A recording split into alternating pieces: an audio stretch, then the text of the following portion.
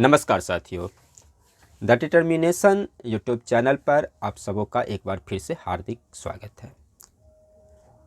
हम लोग पिछले क्लास में भारत में जो न्यायाधीशों के अपॉइंटमेंट की जो कॉलेजियम सिस्टम है उस कॉलेजियम सिस्टम पर परिचर्चा कर रहे थे और पिछले क्लास में हम लोग देखे थे कि किस तरह से हमारे देश में वर्तमान समय में जो है वो केंद्र की सरकार और सुप्रीम कोर्ट के बीच एक लड़ाई की तरह ठन चुकी है। एक बिल्कुल एक विचारों की टकराहट, शक्तियों की टकराहट दिखाई पड़ रही है यहाँ पर। और न्यायपालिका और कार्यपालिका के बीच की ये टकराहट जो बुद्धिजीवी वर्ग हैं, जो कानून के जानकार वर्ग हैं, उनके बीच एक नए तरह के विमर्श को जन्म दे रहा है। क्या वाकई कॉलेजियम सिस्टम जो है वो शक्ति की हाईजैकिंग है? इन तमाम चीज़ों को लेकर हमने पिछले क्लास में जो चर्चा किया था, जिसमें हमने इस बात को देखा था कि आखिर क्यों न्यायपालिका और सरकार आमने सामने खड़ी है। और संक्षेप में अगर हम उसे समराइज करें पिछले क्लास को, तो हम लोगों ने देखा था कि किरण रिजिजू जी जो केंद्रीय कानून मंत्री हैं फिलहाल केंद्र सरकार के, तो केंद्रीय विधि मंत्री किरण रिजिजू जी के एक बयान और उसके बाद जो हमारे देश के उपराष्ट्रपति हैं, जो राज्यसभा के पदेन सदस्य हैं, अध्यक्ष हैं राज्यसभा के पदेन सभापति जगदीप धनखड़ जी, उनके बयानों के बाद सरकार और सुप्रीम कोर्ट एकदम से एक शक्ति की टकराहट दोनों में देखने को मिल रही है। और आपने देखा था कि किस तरह से 25 नवंबर को केंद्रीय कानून मंत्री किरण रिजिजू जी के बयान के बाद सुप्रीम कोर्ट के अंदर जो एक बेंगलुरु की जो एडवोकेट एसोसिएशन की याचिका पर जो बहस के दौरान सुप्रीम कोर्ट ने किस तरह से भारत सरकार के अटॉर्नी जनरल जो हैं आर वेंकट रमनी को संबोधित करते हुए केंद्र सरकार पर को फटकार लगाई थी एक तरह से। उसके अलावा जो जगदीप धनखड़ जी के दो बयान, एक बयान उन्होंने 3 दिसंबर को दिया था और उसके बाद जब वो 7 दिसंबर 2022 को राज्यसभा के सभापति के नाते पहली दिन संसद पहुंचते हैं, राज्यसभा में पहुंचते हैं, तो तमाम औपचारिकताओं के बाद जो वो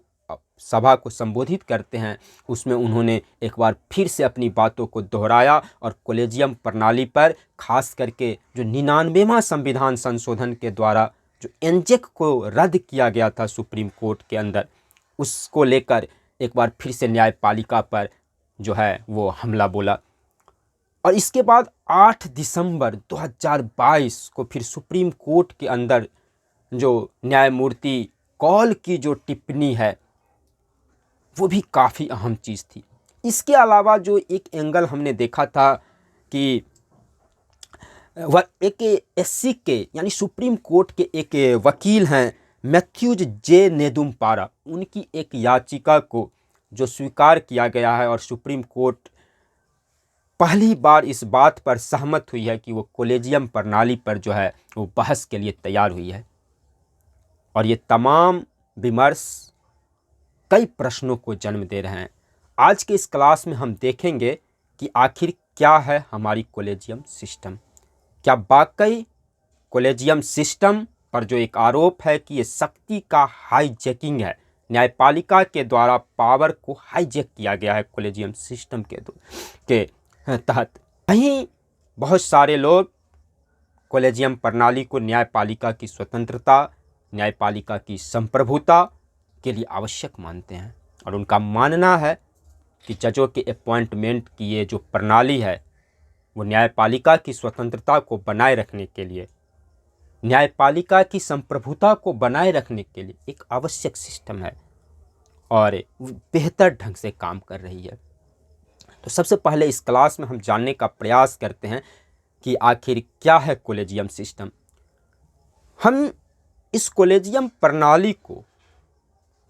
दो तरह से समझने का प्रयास करेंगे। सबसे पहले तो हम एक कॉलेजियम प्रणाली को देखेंगे कि कॉलेजियम प्रणाली जिस सम्यक प्रोसेस की बात कर रहा है, ड्यू प्रोसेस, जिसके द्वारा जजों का अपॉइंटमेंट किया जाता है, और उसके अलावा क्या पृष्ठभूमि थी, आखिर कॉलेजियम का विकास किस प्रकार से हुआ, उस समय देश की राजनीतिक पृष्ठभूमि क्या थी। दोस्तों, जैसा कि आप सबों को पता है, हमने विगत क्लास में इस चीज़ का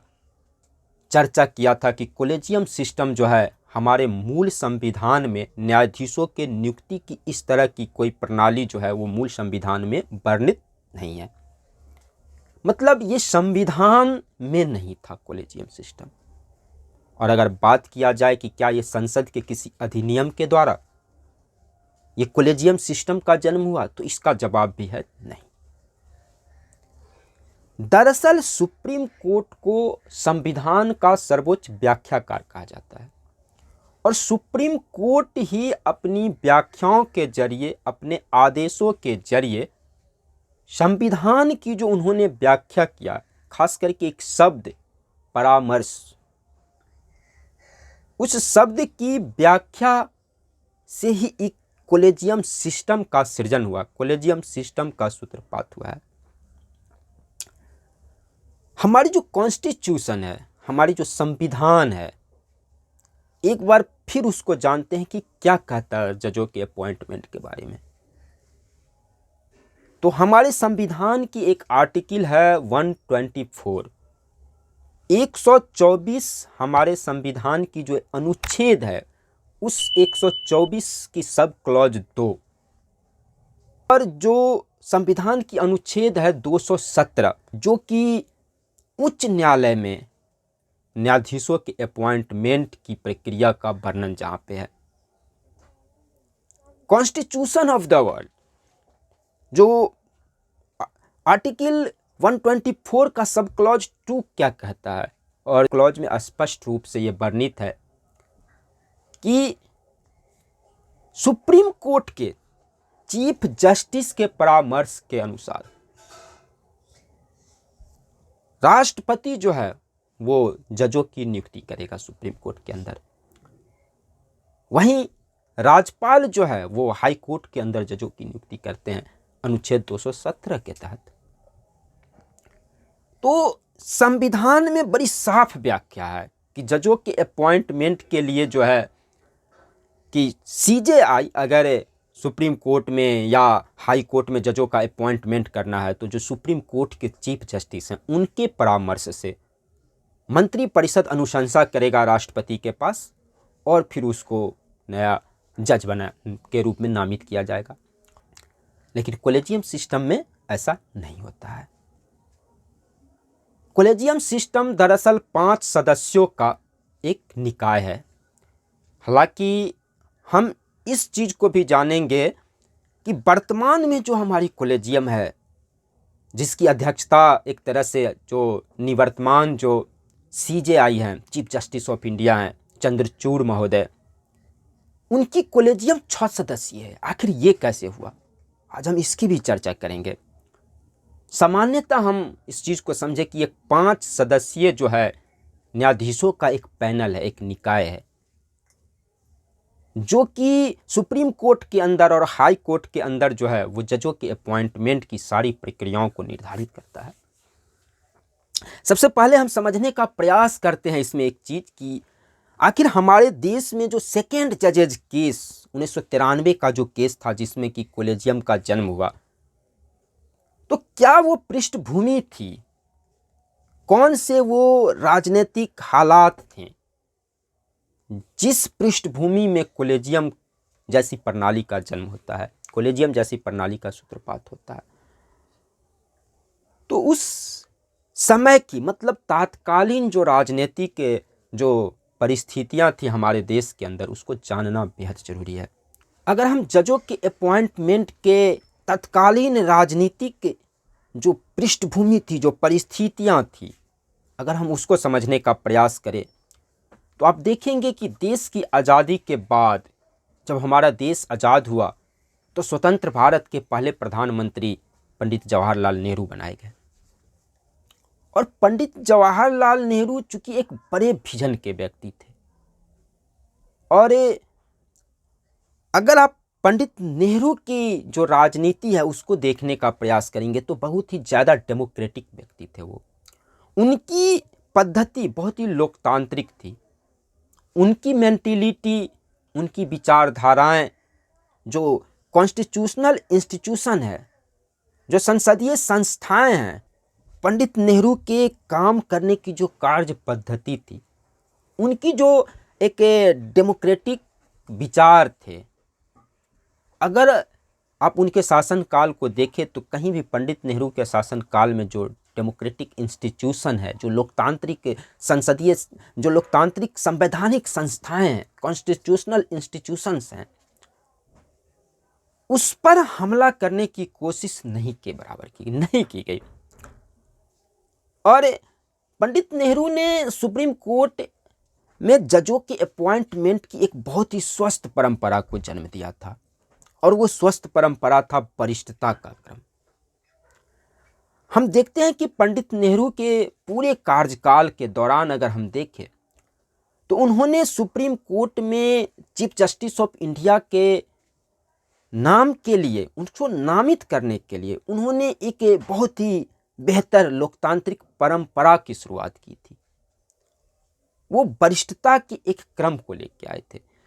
जिसके अनुसार जो सुप्रीम कोर्ट के सीजेआई के रिटायरमेंट के बाद, सेवानिवृत्ति के बाद, जो दूसरे वरिष्ठतम जज होते थे उनको सीजेआई बना दिया जाता था। तो इस तरह से कहीं पर चीफ जस्टिस ऑफ इंडिया के पद को लेकर किसी भी तरह की कोई कंट्राडिक्शन नहीं थी, और एक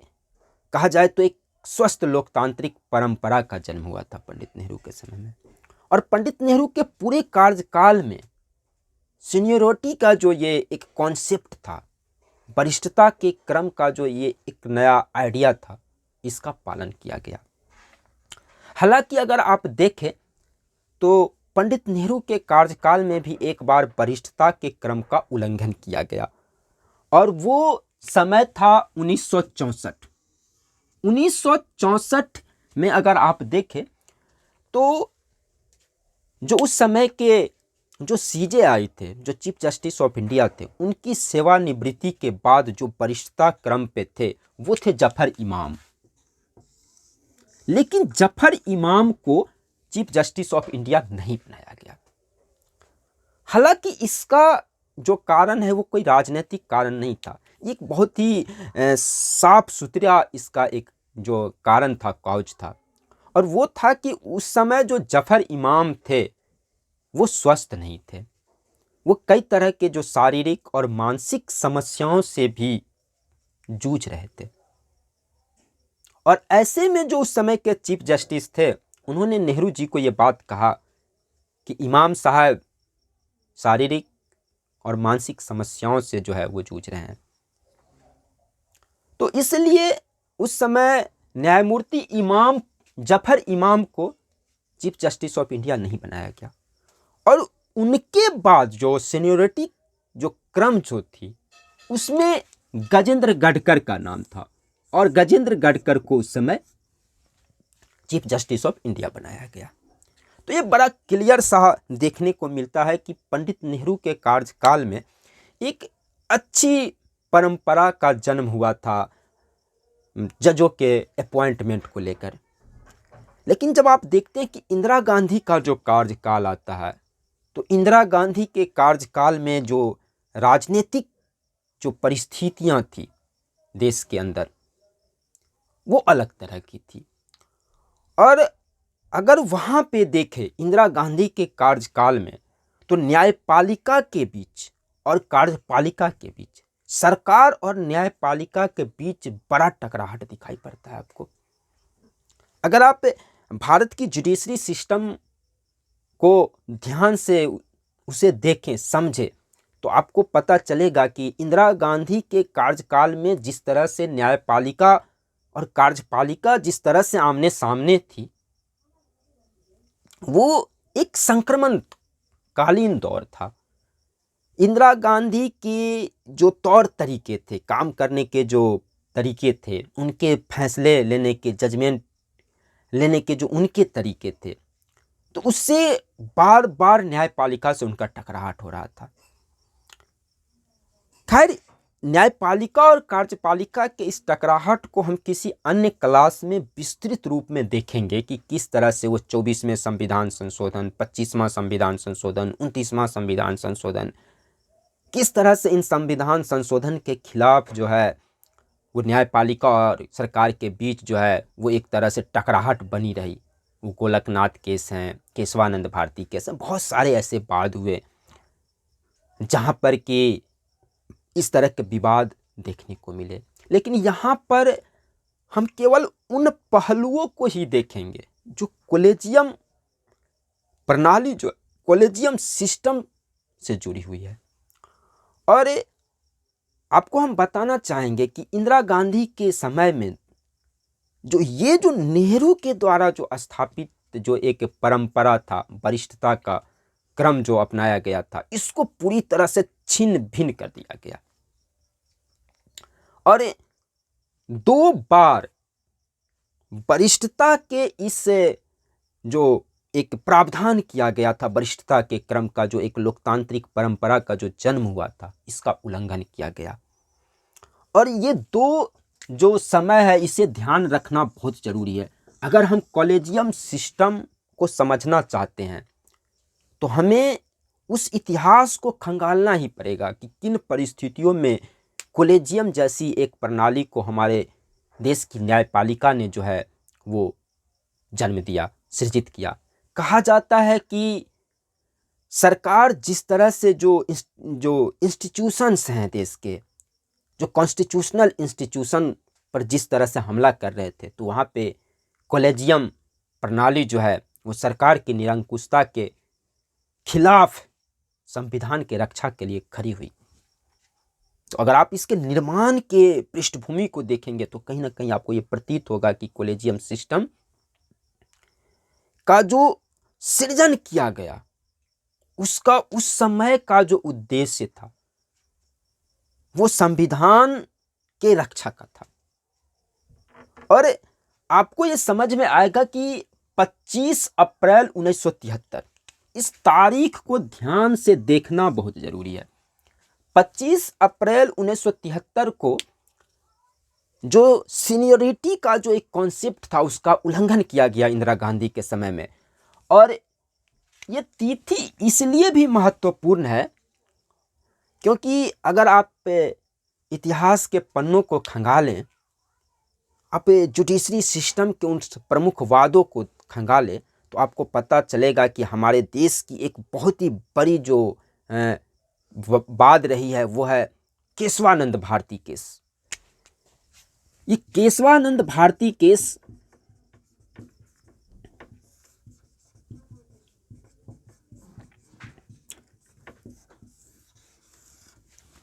इस बाद में गोलकनाथ केसेज की जो फैसला थी उसको चुनौती दिया गया था इस वाद के द्वारा। और 24 अप्रैल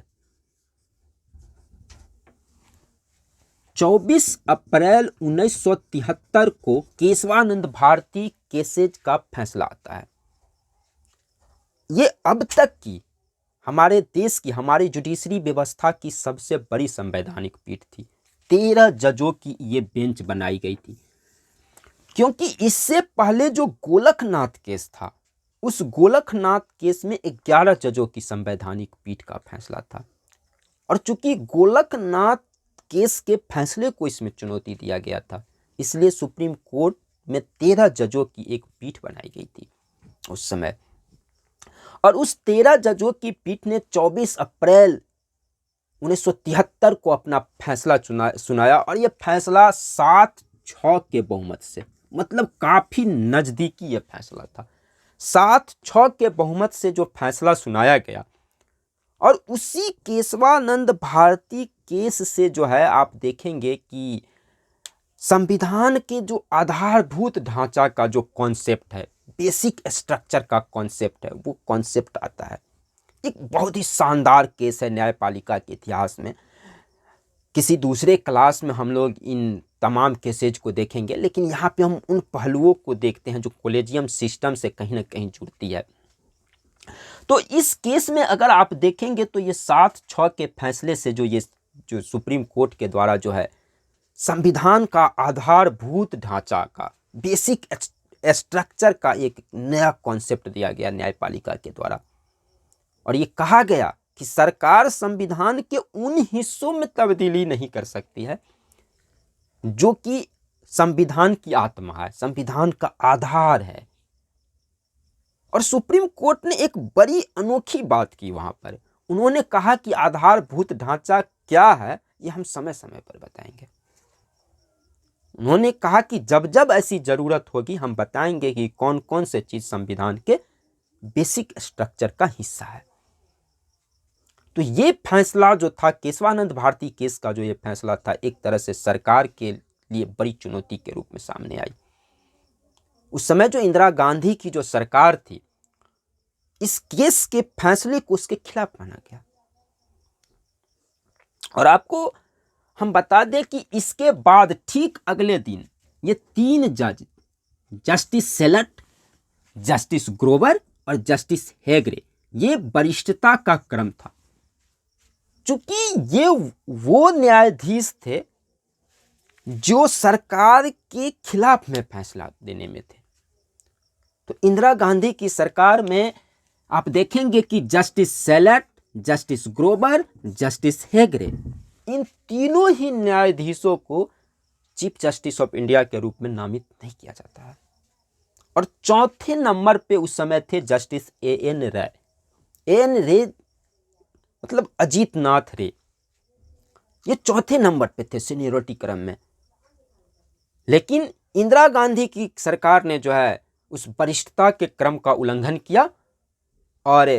उस परंपरा का उल्लंघन किया और इन तीनों ही जजों को, जस्टिस सेलट, जस्टिस ग्रोवर और जस्टिस हेगड़े,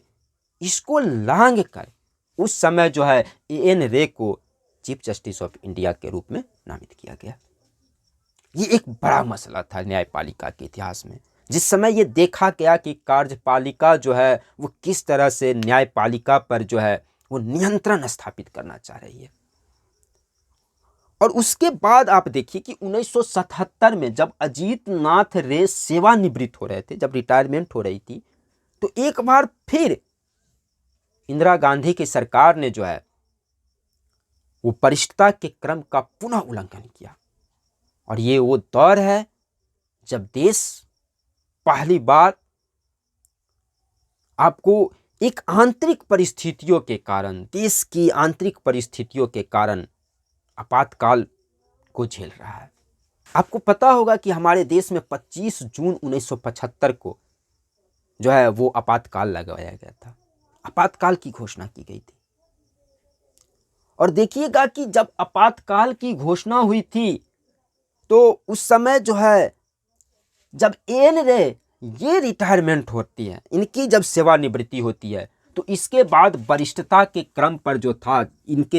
एएन रे के बाद जो दूसरे वरिष्ठ न्यायाधीश थे उस समय सुप्रीम कोर्ट के अंदर, वे थे जस्टिस एचआर खन्ना। इनका पूरा नाम जस्टिस हंसराज खन्ना था। बहुत ही चर्चित ये न्यायाधीश रहे हैं सुप्रीम कोर्ट के। तो वरिष्ठता क्रम पे चूंकि एचआर खन्ना का नंबर था, तो स्वाभाविक रूप से जो अगले जो चीफ जस्टिस ऑफ इंडिया होने के प्रबल दावेदार थे वो थे जस्टिस एचआर खन्ना। लेकिन इंदिरा गांधी की सरकार ने जस्टिस खन्ना की सीनियरिटी का फिर उल्लंघन किया और उसके बाद जो दूसरे वरिष्ठतम जज थे हमीदुल्ला बेग, जस्टिस बेग को चीफ जस्टिस ऑफ इंडिया नामित किया गया। आखिर अब वो क्या कारण थे कि जस्टिस एचआर खन्ना के वरिष्ठता क्रम का उल्लंघन करके जस्टिस बेग को चीफ जस्टिस ऑफ इंडिया घोषित किया गया? और इसका कारण था एक बहुत ही चर्चित केस है सुप्रीम कोर्ट के इतिहास में, और वो केस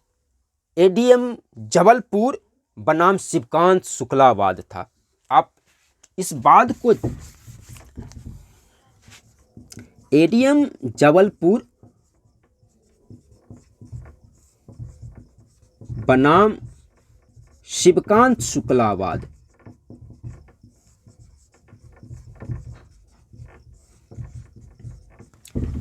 दोस्तों ध्यान से समझने का प्रयास करेंगे इन चीज़ों को, क्योंकि जैसे जैसे हम चीज़ों को समझते हैं, तत्कालीन परिस्थितियों को समझेंगे, तभी हम कॉलेजियम सिस्टम का जन्म किस तरह से हुआ, किन परिस्थितियों में हुआ, क्या पृष्ठभूमि रही उसकी, उसे बेहतर ढंग से हम समझ पाएंगे। तो ये एडीएम जबलपुर बनाम शिवकांत शुक्लावाद 1976, ये जो वाद है ये बहुत ही चर्चित एक केस है। दोस्तों ये जो केस है ये जुडिशरी के इतिहास में एक बहुत ही चर्चित केस रहा, एडीएम जबलपुर बनाम शिवकांत शुक्लावाद। इसे हम हैबियस कॉर्पस केस के नाम से भी जानते हैं, या इसको हम बंदी प्रत्यक्षीकरण वाद के नाम से भी जानते हैं। और ये 1976 का केस है। दरअसल ये केस क्या है, आखिर एडीएम जबलपुर का वो वाद क्या था? ये 5 जजों की एक संवैधानिक पीठ का गठन किया गया था इसमें, और इस केस में माना जाता है कि एचआर खन्ना ने जो फैसला सुनाया, ये 4-1 के बहुमत से एडीएम जबलपुर केस का जो है वो फैसला आया था। और ये 4 जज जो थे ये एक तरह से सरकार के फैसले के पक्ष में उन्होंने अपना निर्णय सुनाया, और एक मात्र इकलौते जज एचआर खन्ना जो कि बहुमत वाले हिस्से में नहीं थे, उन्होंने सरकार के जजमेंट के खिलाफ, सरकार के निर्णयों के खिलाफ अपना जजमेंट दिया, अपना फैसला सुनाया। और माना जाता है कि एचआर खन्ना को इसकी कीमत चुकानी पड़ी। और एचआर खन्ना जो कि उस समय दूसरे वरिष्ठतम जज थे, और उन्हें सीजेआई नहीं बनाया गया, और उनसे नीचे के वरिष्ठता क्रम में जो उनके नीचे थे जस्टिस बेग, उनको चीफ जस्टिस ऑफ इंडिया घोषित किया गया, बनाया गया। तो हम इस केस को जरा समझने का प्रयास करते हैं, उस पृष्ठभूमि को समझने का प्रयास करते हैं। 25 जून 1975 को राष्ट्रीय आपात की घोषणा की गई थी। दोस्तों उस आपातकाल के दौर में जब आप देखेंगे कि जो पहली बार जो है एक तरह से भारत की जो आंतरिक स्थिति है, उन स्थितियों को लेकर देश में आपातकाल की घोषणा की जाती है 25 जून 1975 को, और राष्ट्रपति के द्वारा, सरकार के द्वारा अनुच्छेद 359(1) का प्रयोग किया जाता है। क्या है अनुच्छेद 359? क्या कहता है? सबसे पहले हम उसे समझ लेते हैं। अनुच्छेद 359, अनुच्छेद 359(1) ये आपात स्थिति में जो मौलिक अधिकारों के निलंबन से संदर्भित एक आर्टिकल है संविधान की, जिसमें इस बात का वर्णन है कि आपातकाल के दौरान देश के नागरिकों के जो फंडामेंटल राइट्स हैं, वो कौन कौन से फंडामेंटल राइट, किस तरह के फंडामेंटल राइट्स जो हैं वो निलंबित किए जा सकते हैं। तो अनुच्छेद 359 जो है वो आपातकाल में मौलिक अधिकारों के प्रवर्तन के निलंबन से संदर्भित अनुच्छेद है। और इसी अनुच्छेद के तहत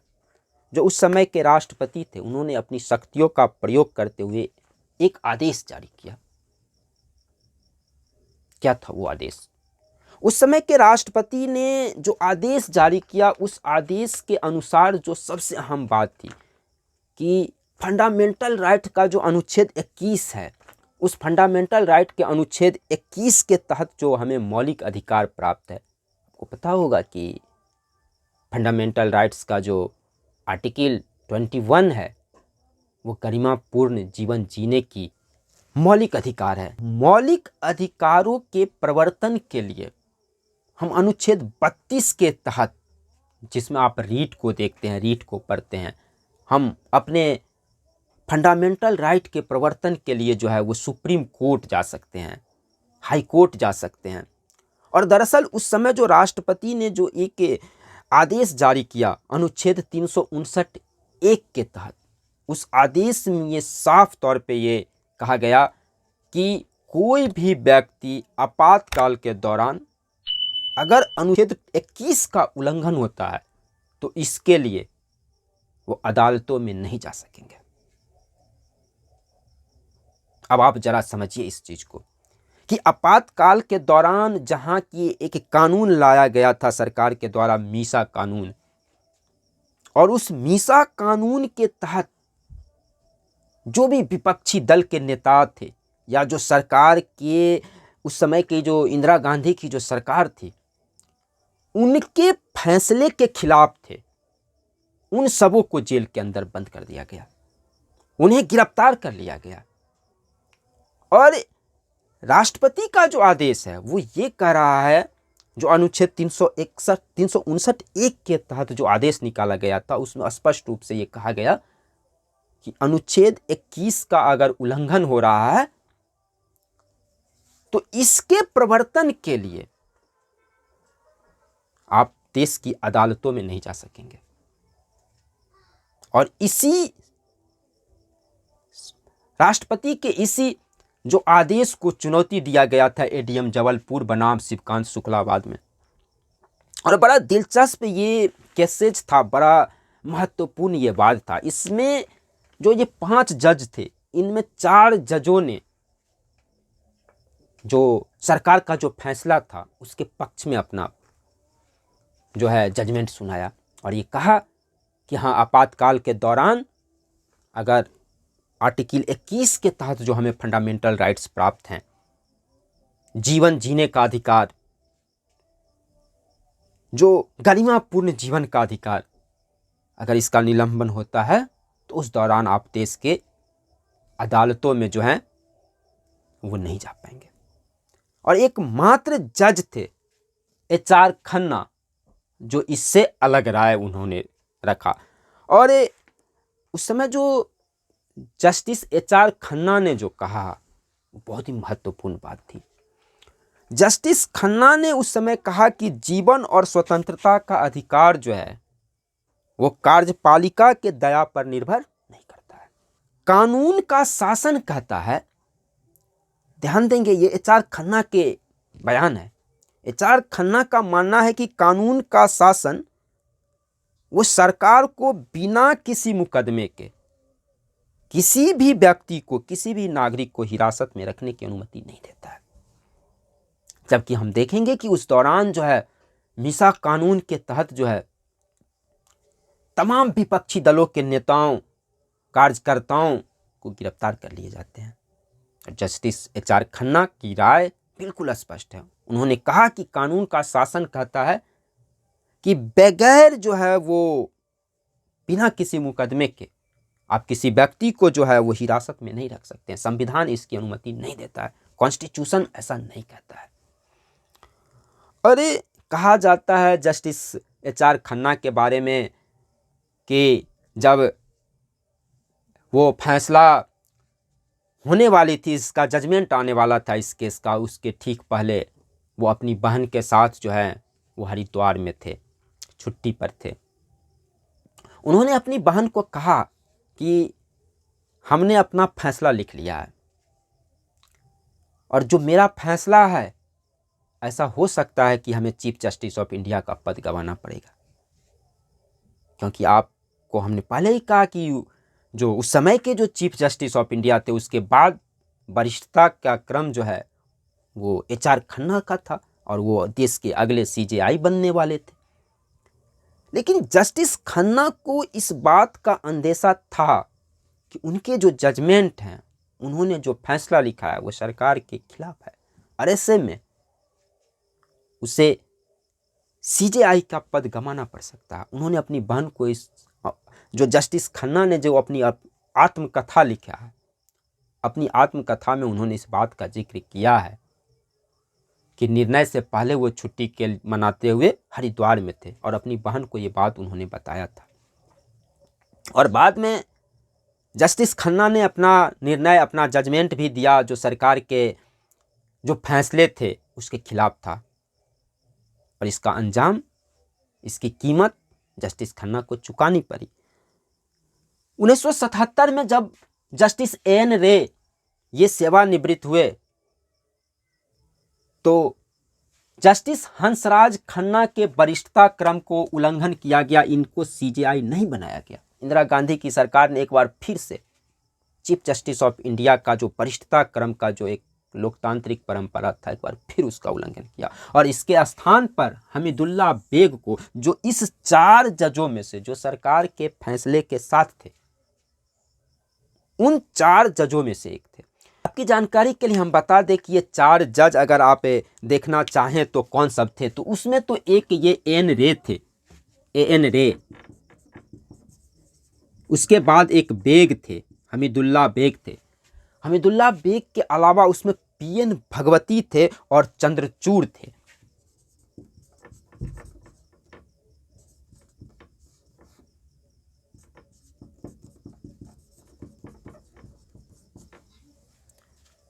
और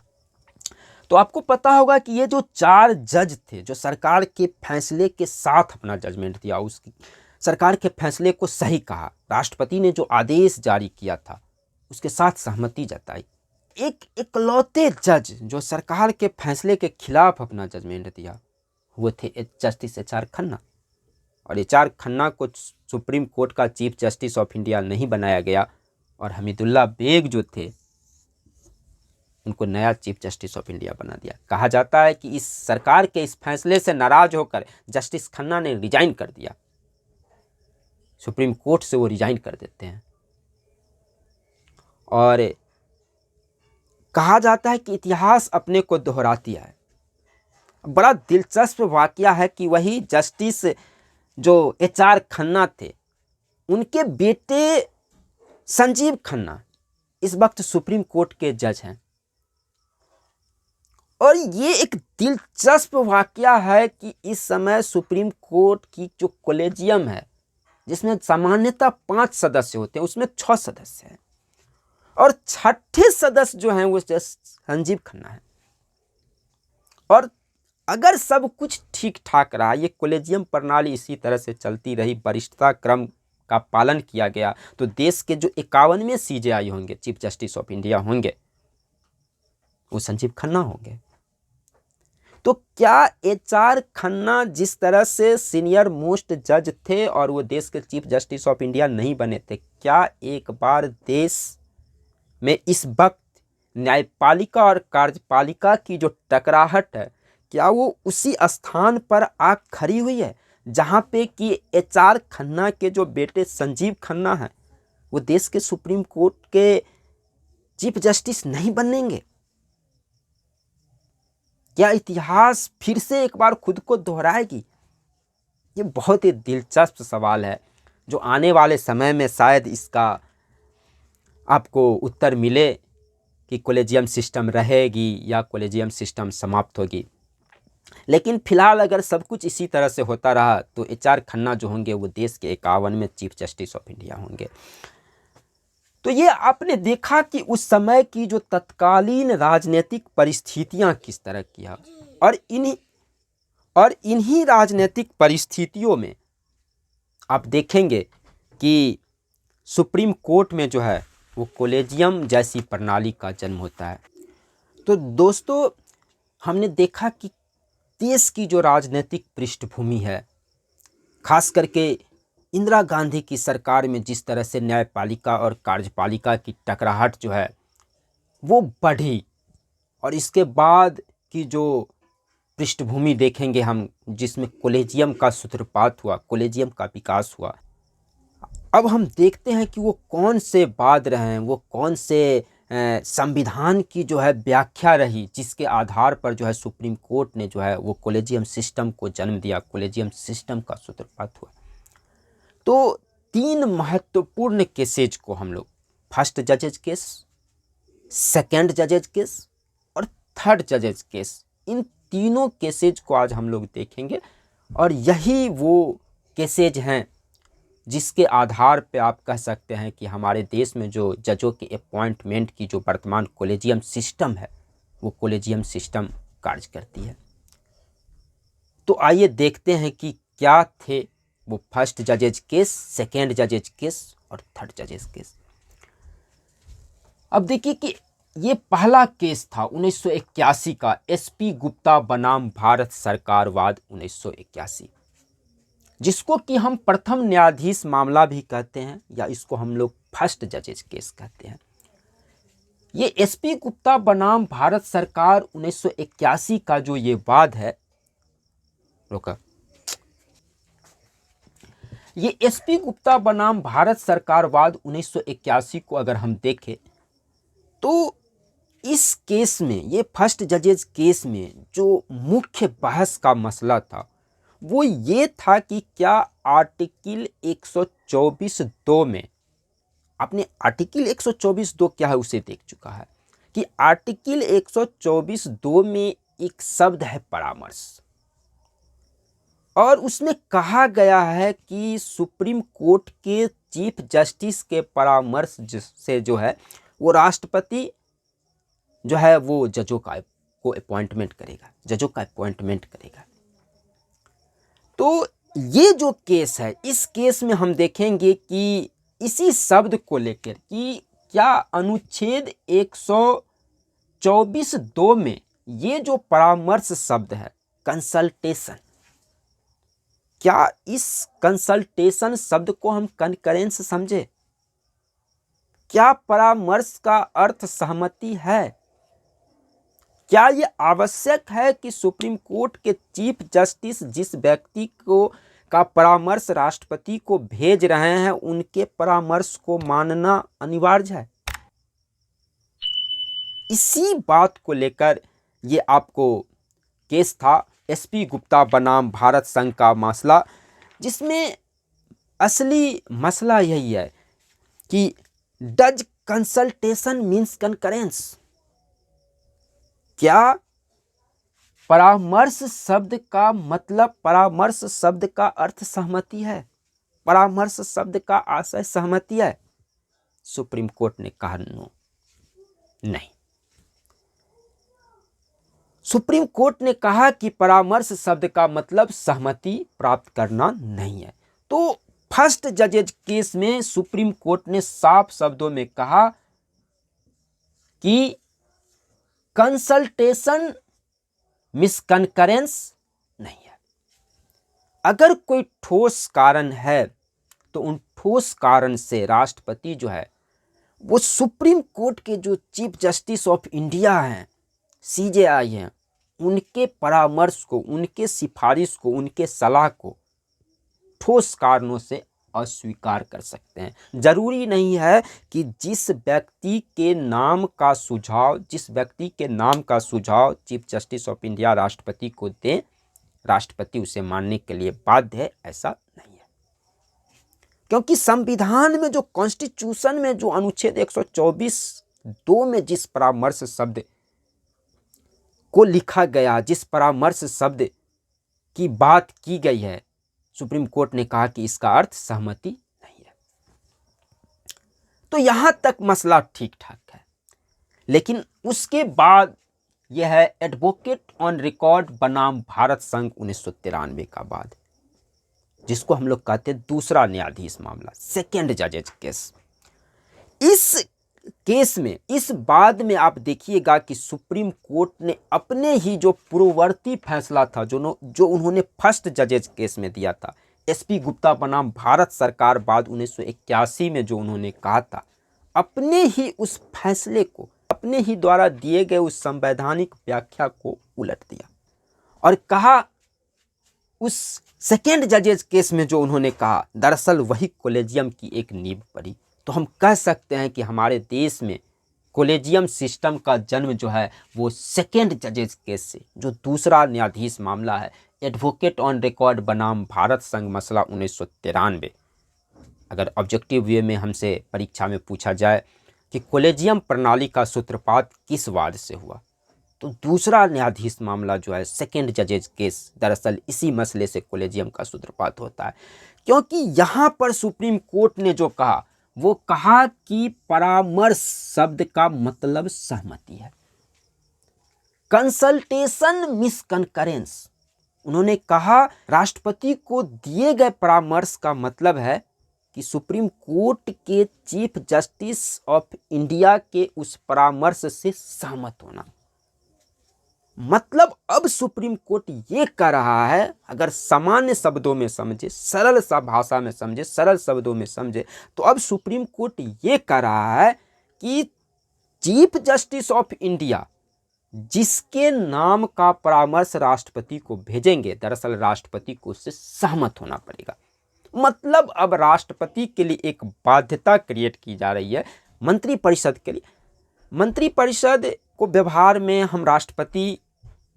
कह सकते हैं, क्योंकि राष्ट्रपति वो तमाम कार्य जो हैं वो मंत्रिपरिषद के अनुशंसा, मंत्रिपरिषद के सलाह के आधार पर ही करते हैं। यहाँ पर इस केस में जो है, अगर सरल शब्दों में हम समझे तो सुप्रीम कोर्ट ने कहा कि अगर सुप्रीम कोर्ट के जो चीफ जस्टिस ऑफ इंडिया हैं वो जो परामर्श देंगे,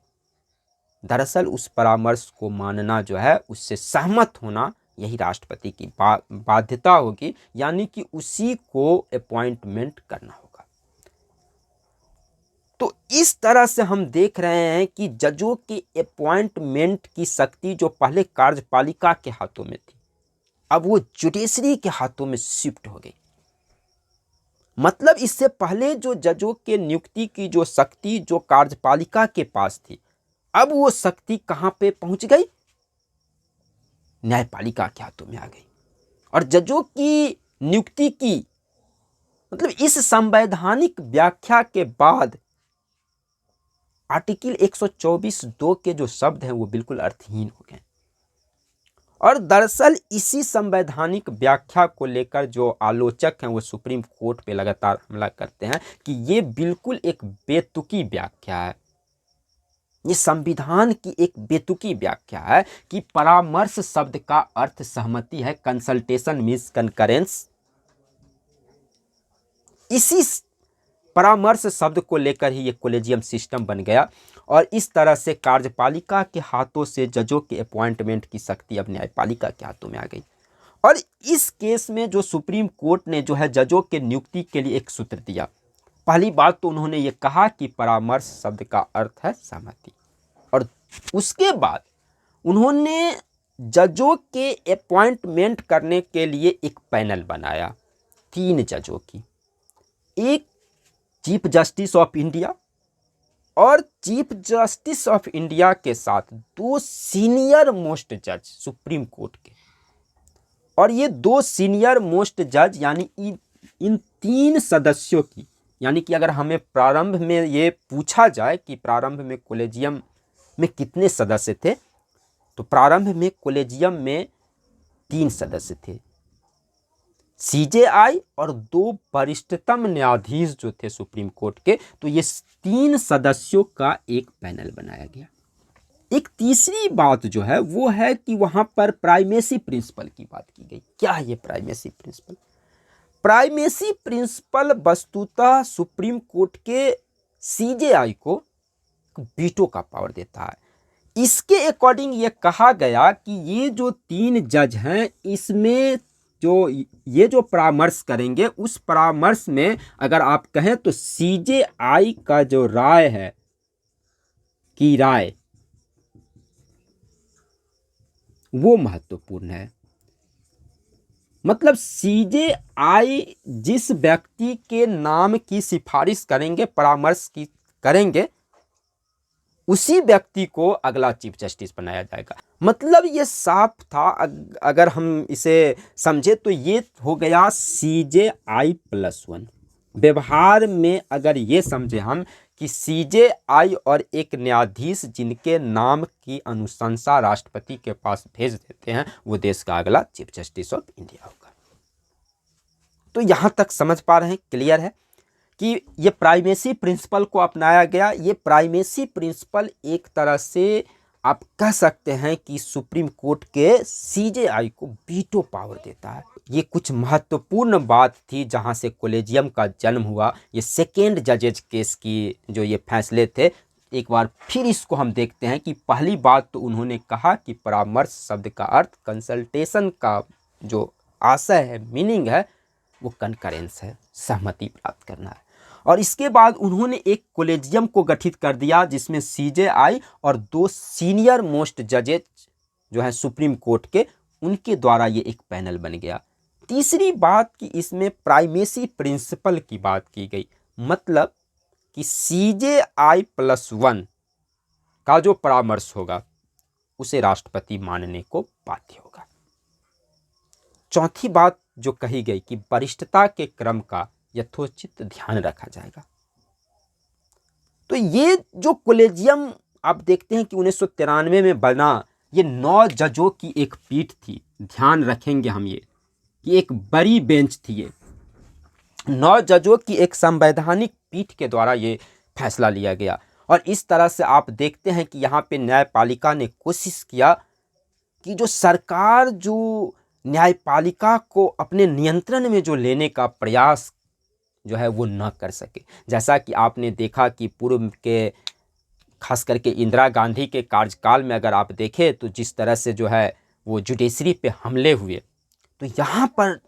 जो है सुप्रीम कोर्ट ने जो है कोलेजियम सिस्टम के द्वारा, अगर आप कहें तो ये भी कह सकते हैं कि ये पावर की हाई चेकिंग की गई।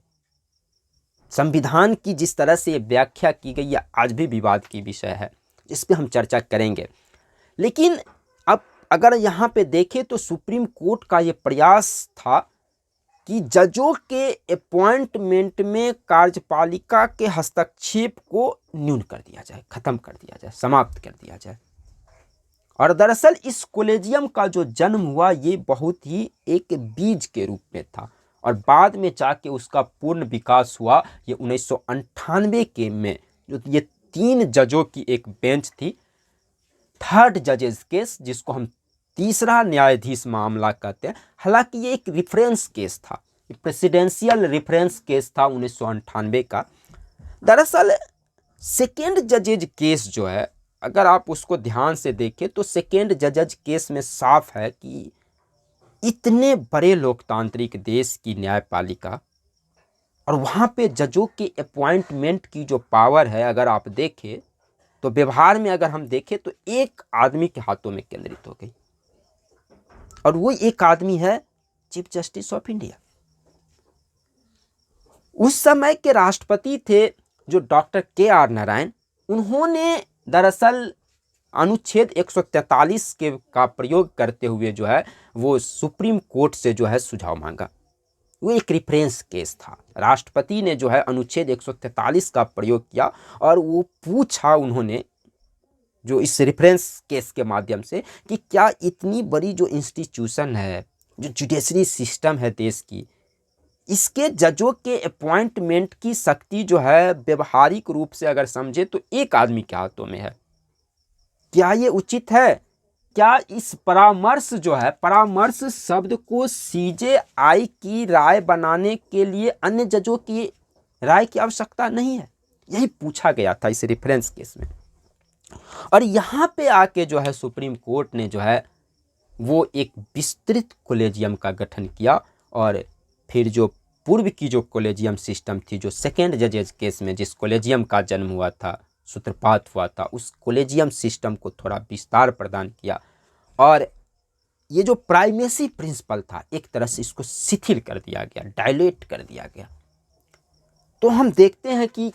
थर्ड जजेज केस में कौन सी तब्दीलियां की गई। बहुत ही महत्वपूर्ण ये केस है, क्योंकि यहाँ पर जो न्यायपालिका के बारे में अक्सर कहा जाता है कि न्यायपालिका जो है किसी के भी नाम की अनुशंसा जो है वो अपॉइंटमेंट के लिए जो है उसके नाम का जो फाइल है वो सरकार के पास भेज देती है, राष्ट्रपति के पास भेज देती है। क्या कोई प्रक्रिया है या नहीं है कोलेजियम के पास? तो जुडिशरी कहती है कि हमारे पास एक प्रोसेस है, एक ड्यू प्रोसेस, जिसको हम एक सम्यक प्रक्रिया कहते हैं। उस सम्यक प्रक्रिया के तहत जो है वो जजों का अपॉइंटमेंट किया जाता है, जजों की नियुक्ति की जाती है। आखिर क्या है वो ड्यू प्रोसेस?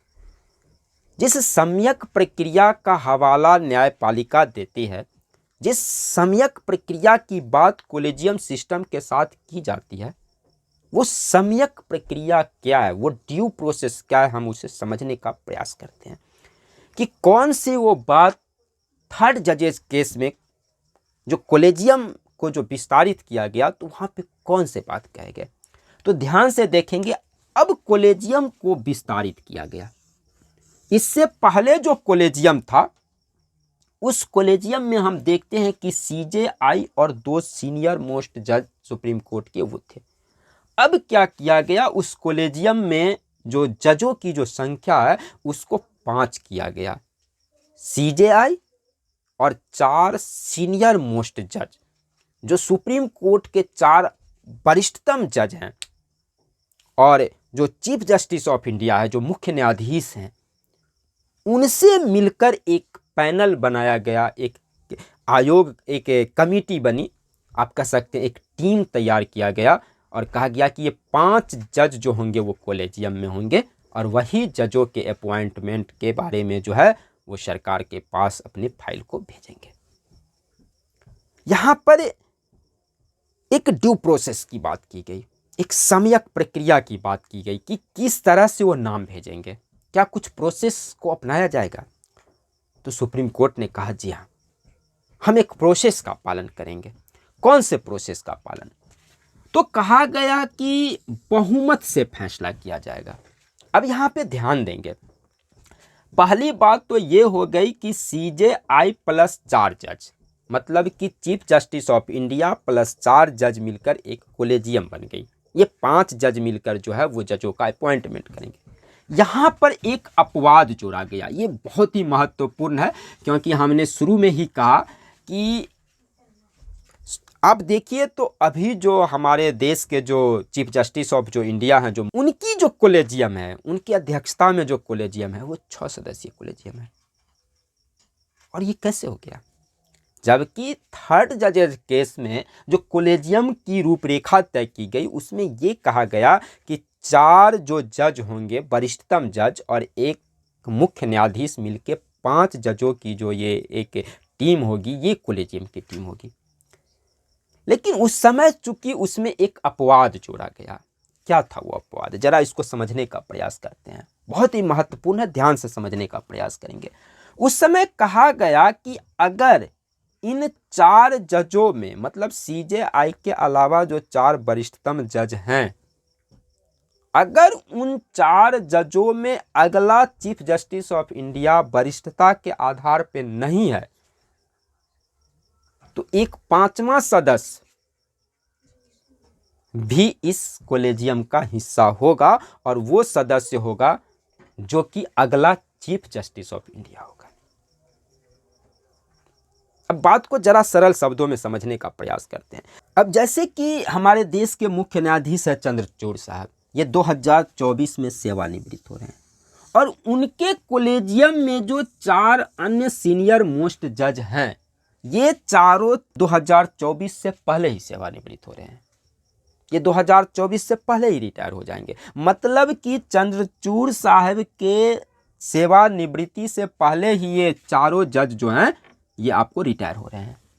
ऐसे कंडीशन में निश्चित है कि ये चारों जज अगले चीफ जस्टिस नहीं है, अगले मुख्य न्यायाधीश नहीं है। तो जो अगला मुख्य न्यायाधीश हैं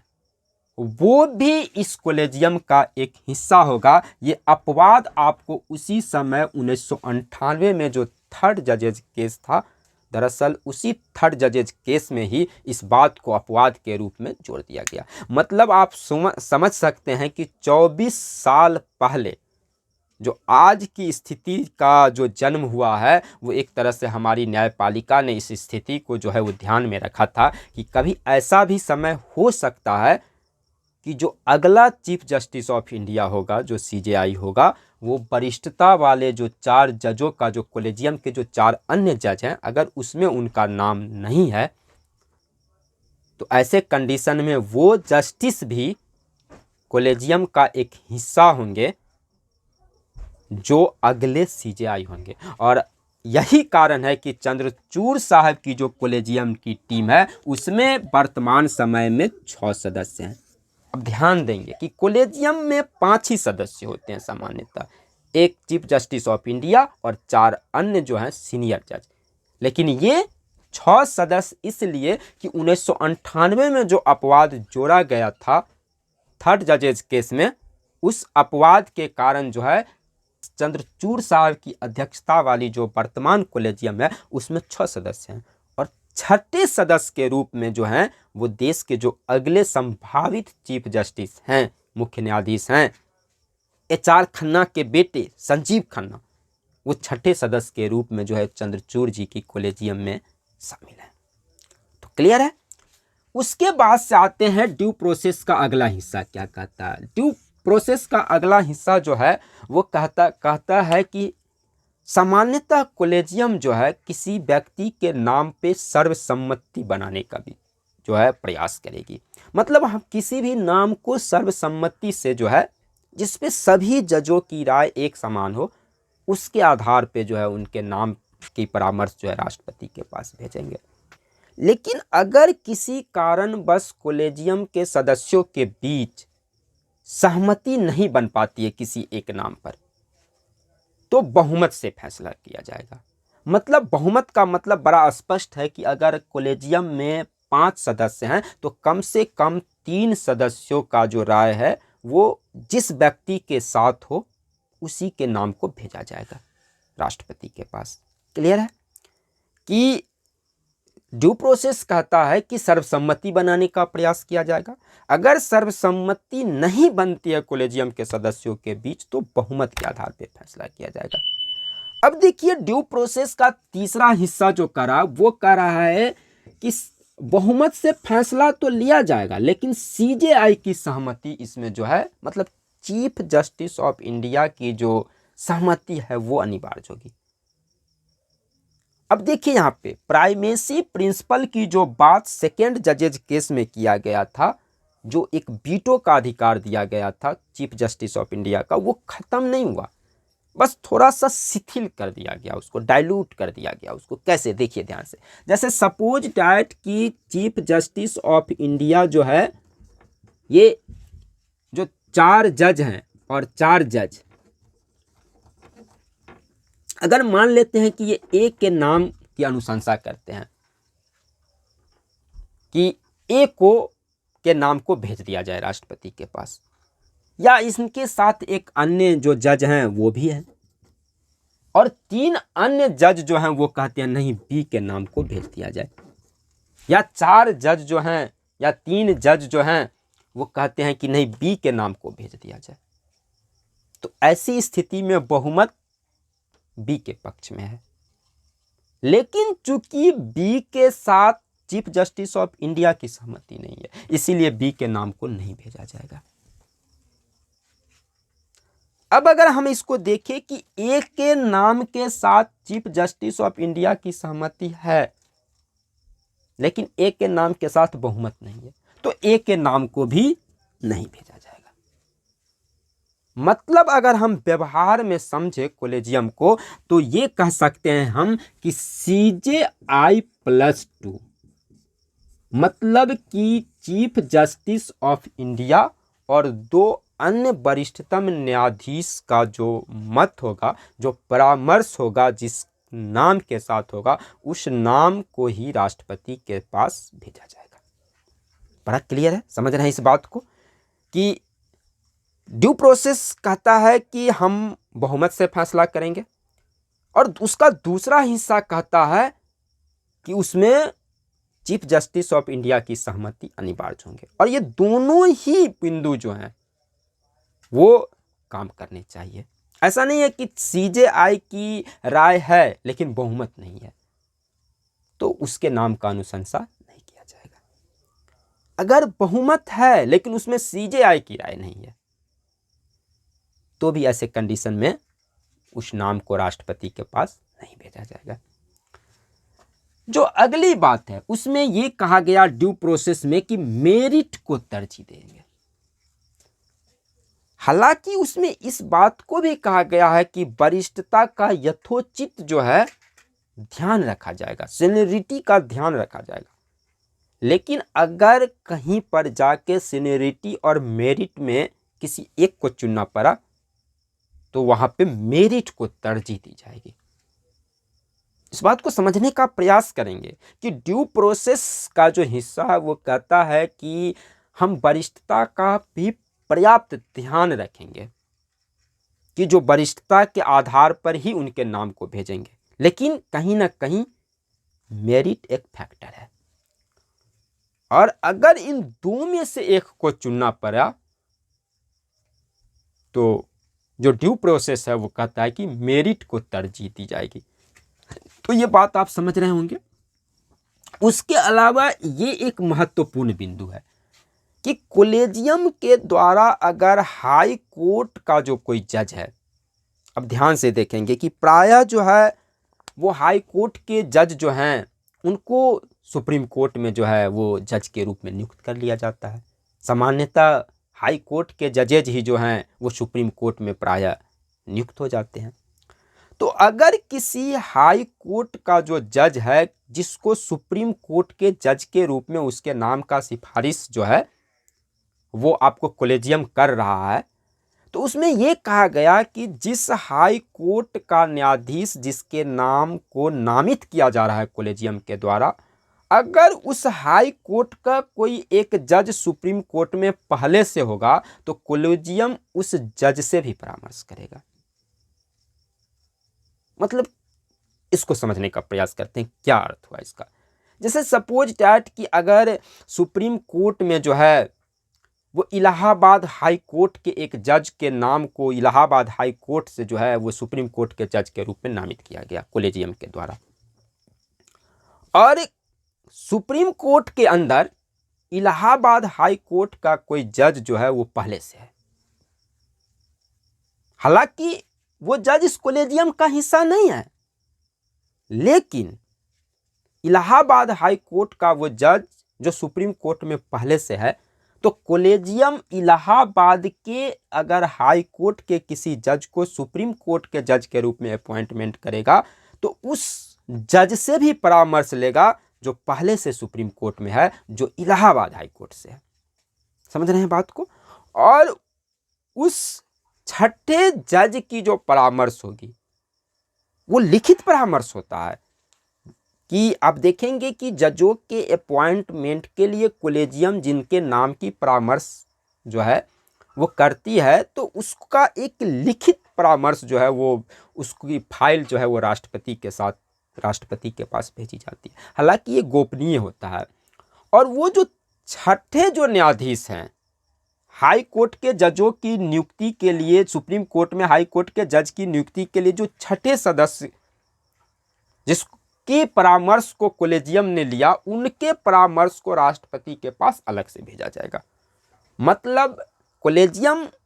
अगर किसी के नाम पर विचार कर रही है कि इलाहाबाद के फलाने हाई जज को जो है सुप्रीम कोर्ट में जो है वो नियुक्त करना है, तो राष्ट्रपति के पास जो परामर्श भेजा जाएगा उसमें यह कहा जाएगा कि कॉलेजियम की राय ये है और इलाहाबाद हाई कोर्ट के जो जज जो पहले से सुप्रीम कोर्ट में हैं उनकी राय ये है। तो आप इस बात को समझ रहे होंगे कि हाई कोर्ट के अगर किसी जज को सुप्रीम कोर्ट में अगर नियुक्त किया जाता है तो उनकी नियुक्ति में कॉलेजियम किस तरह से कार्य करती है। तो ये है हमारी कॉलेजियम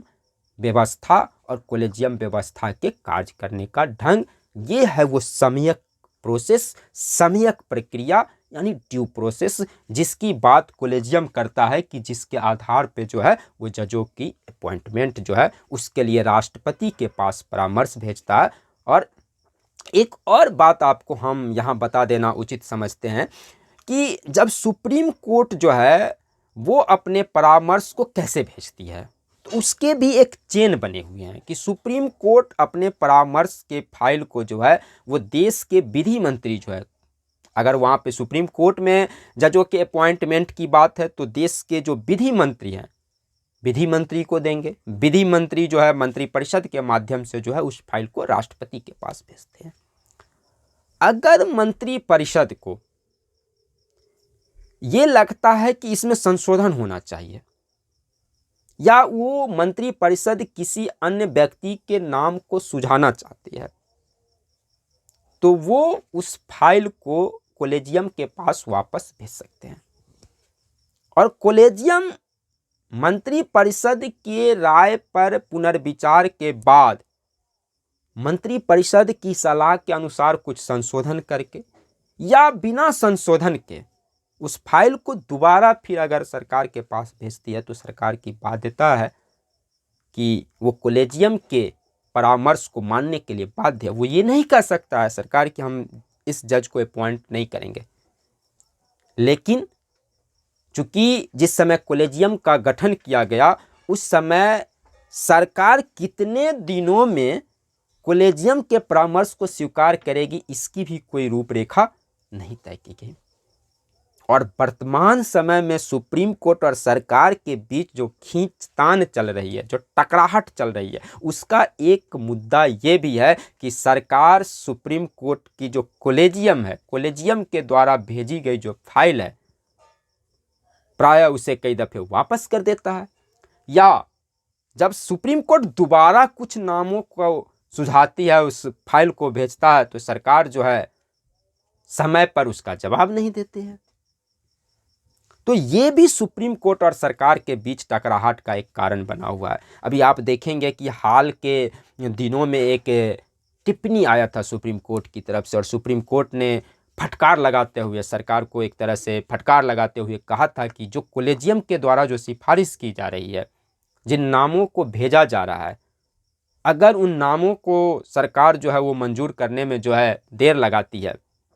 तो इससे न्यायिक नियुक्तियों में रुकावट आती है। और ये प्राय कहा गया उस केस के अंदर कि हम अपेक्षा करेंगे कि 4 सप्ताह के अंदर सरकार जो है वो उन नामों पर अपनी सहमति जो है वो प्रदान करे। और हम जानते हैं कि सरकार के पास बाध्यता है कॉलेजियम के द्वारा सिफारिश किए गए नामों को मानने की। तो ये है हमारी पूरी कॉलेजियम प्रणाली, जिसको हमने देखा कि किस तरह से हमारे देश के अंदर ये कॉलेजियम सिस्टम जो है वो फर्स्ट जजेज केस 1981 में जो कहा गया उसको पलट दिया गया। मतलब कॉलेजियम का सूत्रपात सेकेंड जजेज केस जो थी 1993 की, जो दूसरा न्यायाधीश मामला था, एडवोकेट ऑन रिकॉर्ड बनाम भारत संघ का मसला, यहाँ पे कॉलेजियम का जन्म होता है। और 1998 में जो प्रेसिडेंशियल रेफरेंस केस था, उस प्रेसिडेंशियल रेफरेंस केस के द्वारा कॉलेजियम को एक विस्तारित रूप प्रदान किया जाता है।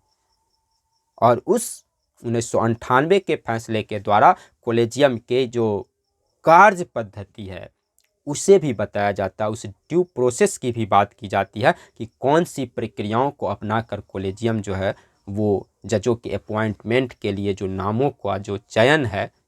वो परामर्श किस आधार पर राष्ट्रपति को भेजा जाएगा, इसकी भी एक रूपरेखा जो है वो तय करने का प्रयास किया जाता है। तो हम उम्मीद करते हैं कि आप लोग कॉलेजियम सिस्टम को बेहतर तरीके से समझ पा रहे होंगे। तो हम लोग कॉलेजियम व्यवस्था के जो अगले बिंदु हैं, बहुत ही महत्वपूर्ण बिंदु है, क्योंकि तमाम बहस का जो केंद्र है वो इन्हीं बातों में है कि कॉलेजियम व्यवस्था को लेकर जो आलोचना की जाती है कि कॉलेजियम व्यवस्था जो है वो एक अक्षम व्यवस्था है, ये एक शक्ति का असंतुलन पैदा करता है। तो आखिर वो कौन से तर्क हैं जो कॉलेजियम व्यवस्था के आलोचना में जो है वो बताए जाते हैं कि कॉलेजियम व्यवस्था जो है वो सही व्यवस्था नहीं है। तो जरा हम उन तर्कों को, उन बिंदुओं को समझने का प्रयास करते हैं जहाँ पे कॉलेजियम व्यवस्था की आप खामियों को देखेंगे कि कॉलेजियम व्यवस्था जो है उसमें क्या खामियां हैं, क्या लिमिटेशंस हैं उसके, या आप कह सकते हैं कि कॉलेजियम व्यवस्था की अगर आलोचनाओं को अगर हम समझना चाहते हैं तो इन बिंदुओं के माध्यम से जो है हम वो कॉलेजियम व्यवस्था की जो आलोचनाओं के बिंदु हैं उसको भली भांति ढंग से समझ सकते हैं।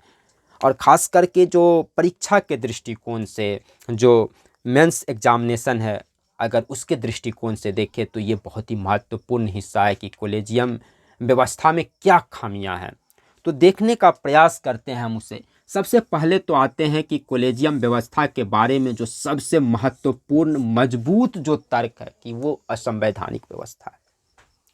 असंवैधानिक व्यवस्था जिसकी जिक्र हम बार बार कर चुके हैं कि हमारे संविधान में, हमारे कॉन्स्टिट्यूशन में जजों के अपॉइंटमेंट के बारे में जो उल्लेखित है, आर्टिकल 124 सब क्लॉज 2, अनुच्छेद 124(2) में जजों के अपॉइंटमेंट की जो शक्ति है वो एक तरह से कार्यपालिका के हाथों में दी गई थी, मंत्री परिषद के हाथों में दी गई थी, राष्ट्रपति के हाथों में थी। और कॉलेजियम सिस्टम जो है हमारे संविधान में कहीं भी इस तरह की प्रणाली का जो है वर्णन हमारे मूल संविधान में या हमारे संविधान में नहीं है। ये कॉलेजियम प्रणाली जो है वो बिल्कुल मतलब सुप्रीम कोर्ट के संवैधानिक व्याख्या, उनके फैसले, उनके जजमेंटों से जो है ये सृजित एक प्रणाली है। मतलब ये संवैधानिक प्रणाली नहीं है। आप कह सकते हैं कि ये एक असंवैधानिक रूप से जो है कॉलेजियम का सूत्रपात किया गया, ये एक संवैधानिक व्यवस्था नहीं है। क्योंकि संवैधानिक व्यवस्था साफ कहता है कि जजों के अपॉइंटमेंट की शक्ति जो है वो कार्यपालिका के हाथों में केंद्रित होनी चाहिए। लेकिन कॉलेजियम सिस्टम में हम क्या देखते हैं कि जजों के अपॉइंटमेंट की जो पावर है वो किसके हाथों में है? तो न्यायपालिका के हाथों में है, जो संविधान की मूल भावना के बिल्कुल उलट है, खिलाफ है। दूसरी बात को देखिए कॉलेजियम के बारे में कि ये संविधान की बेतुकी व्याख्या है। आपको याद होगा कि जो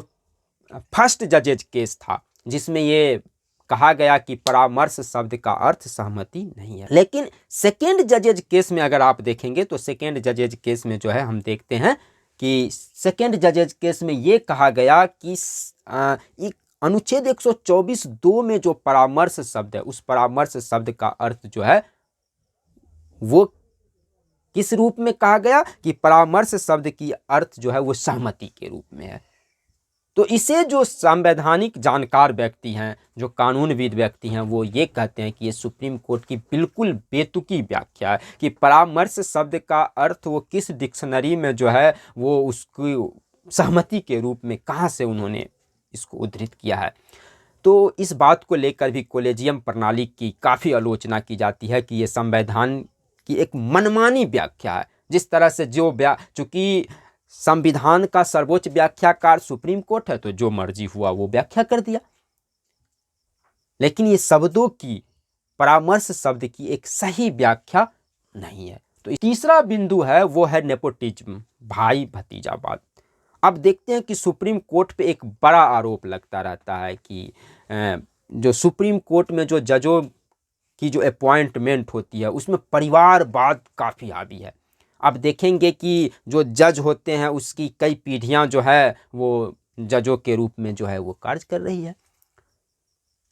अगर हम इस लिस्ट को हाई कोर्ट के अंदर, सुप्रीम कोर्ट के अंदर हम तलाश से ढूंढें तो आपको पता चलेगा कि एक लंबी चौड़ी लिस्ट बन जाएगी जिसमें कई जज जो हैं उनकी पारिवारिक पृष्ठभूमि जो है वो जजों की रही है, और जजों का बेटा, जजों का भतीजा, कई पीढ़ियां जो है वो जज के रूप में नियुक्त होते हैं। तो मतलब कि कहा जाता है कि ये एक इस तरह की प्रणाली है जो जबरन ये कहता है कि जैसे कि पहलवान का बेटा पहलवान बनता है प्रायः, तो उसी तरह ये जजों के बेटा को जज बनाने की जो है ये एकदम से एक मनमानी प्रणाली जो है वो सुप्रीम कोर्ट ने जो है वो बना के रख ली है। तो इससे परिवारवाद जो है जिसको हम अंकल सिंड्रोम कहते हैं, तो ये अंकल सिंड्रोम को, भाई भतीजावाद को, परिवारवाद को, नेपोटिज्म को जो है वो बढ़ावा देने वाला जो है वो व्यवस्था है। उसके बाद अगर हम देखें तो सुप्रीम कोर्ट में जिस तरह से केसों की संख्या पेंडिंग है, बड़ी संख्या में जो है सुप्रीम कोर्ट में केसेज पेंडिंग है, लेकिन जो है वो हमारी जुडिशरी सिस्टम जो है उसको सुलझा पाने में नाकाम रही है। तो इस तरह से हम कह सकते हैं कि कॉलेजियम सिस्टम एक बिल्कुल अक्षम व्यवस्था है। जो चौथी बहुत ही महत्वपूर्ण ये तर्क है, और चूंकि ये तर्क जो है वो न केवल कानून के जानकारों के द्वारा दिया जाता है कि बल्कि जो सोशल जो एक्टिविस्ट हैं, जो विभिन्न सामाजिक संगठनों से जुड़े जो लोग हैं उनके तरफ से भी ये कॉलेजियम प्रणाली पर एक बड़ा हमला किया जाता है कि कॉलेजियम प्रणाली जो है उसमें जो है वो एक तरह से असमानता का बढ़ावा है, वो असमान प्रतिनिधित्व पर काम करता है। और अगर आप आंकड़े देखेंगे सुप्रीम कोर्ट के अंदर, अगर हाई कोर्ट के अंदर जो जजेज हैं, अगर आप उसकी एक लिस्ट निकालिए और जाके वहाँ पे देखिए कि वो जज जो हैं वो किस समुदाय से हैं, तो आपको पता चलेगा कि सामान्यतः सुप्रीम कोर्ट के अंदर या हाई कोर्ट के अंदर एक समुदाय विशेष के जजों की संख्या ही प्रायः है। आज भी सुप्रीम कोर्ट में अगर आप हाई कोर्ट के अंदर अगर आप जाके देखें, न्यायपालिका में महिलाओं की प्रतिनिधित्व, दलितों की प्रतिनिधित्व, ओबीसी वर्ग की प्रतिनिधित्व,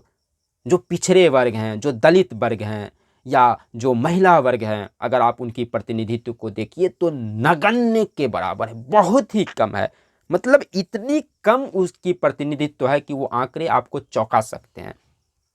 आपको पता चलेगा कि सुप्रीम कोर्ट के अंदर जो प्रतिनिधित्व का जो मसला है वो बिल्कुल एक असमान प्रतिनिधित्व पर काम करती है। एक समुदाय विशेष के ही लोग सुप्रीम कोर्ट में जो है वो लगभग पूरी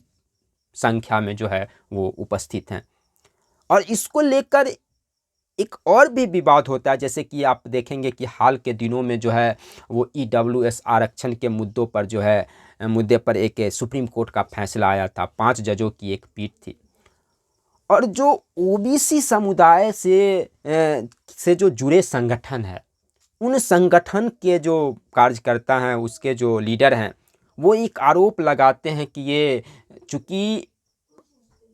अगर आप देखिए तो आर्थिक आधार पर जो आरक्षण की व्यवस्था है, अगर आप उससे ध्यान से समझने का प्रयास करेंगे तो कहीं ना कहीं उस आरक्षण को आप ऐसे देख सकते हैं कि वो एक समुदाय विशेष के आरक्षण का प्रावधान करती है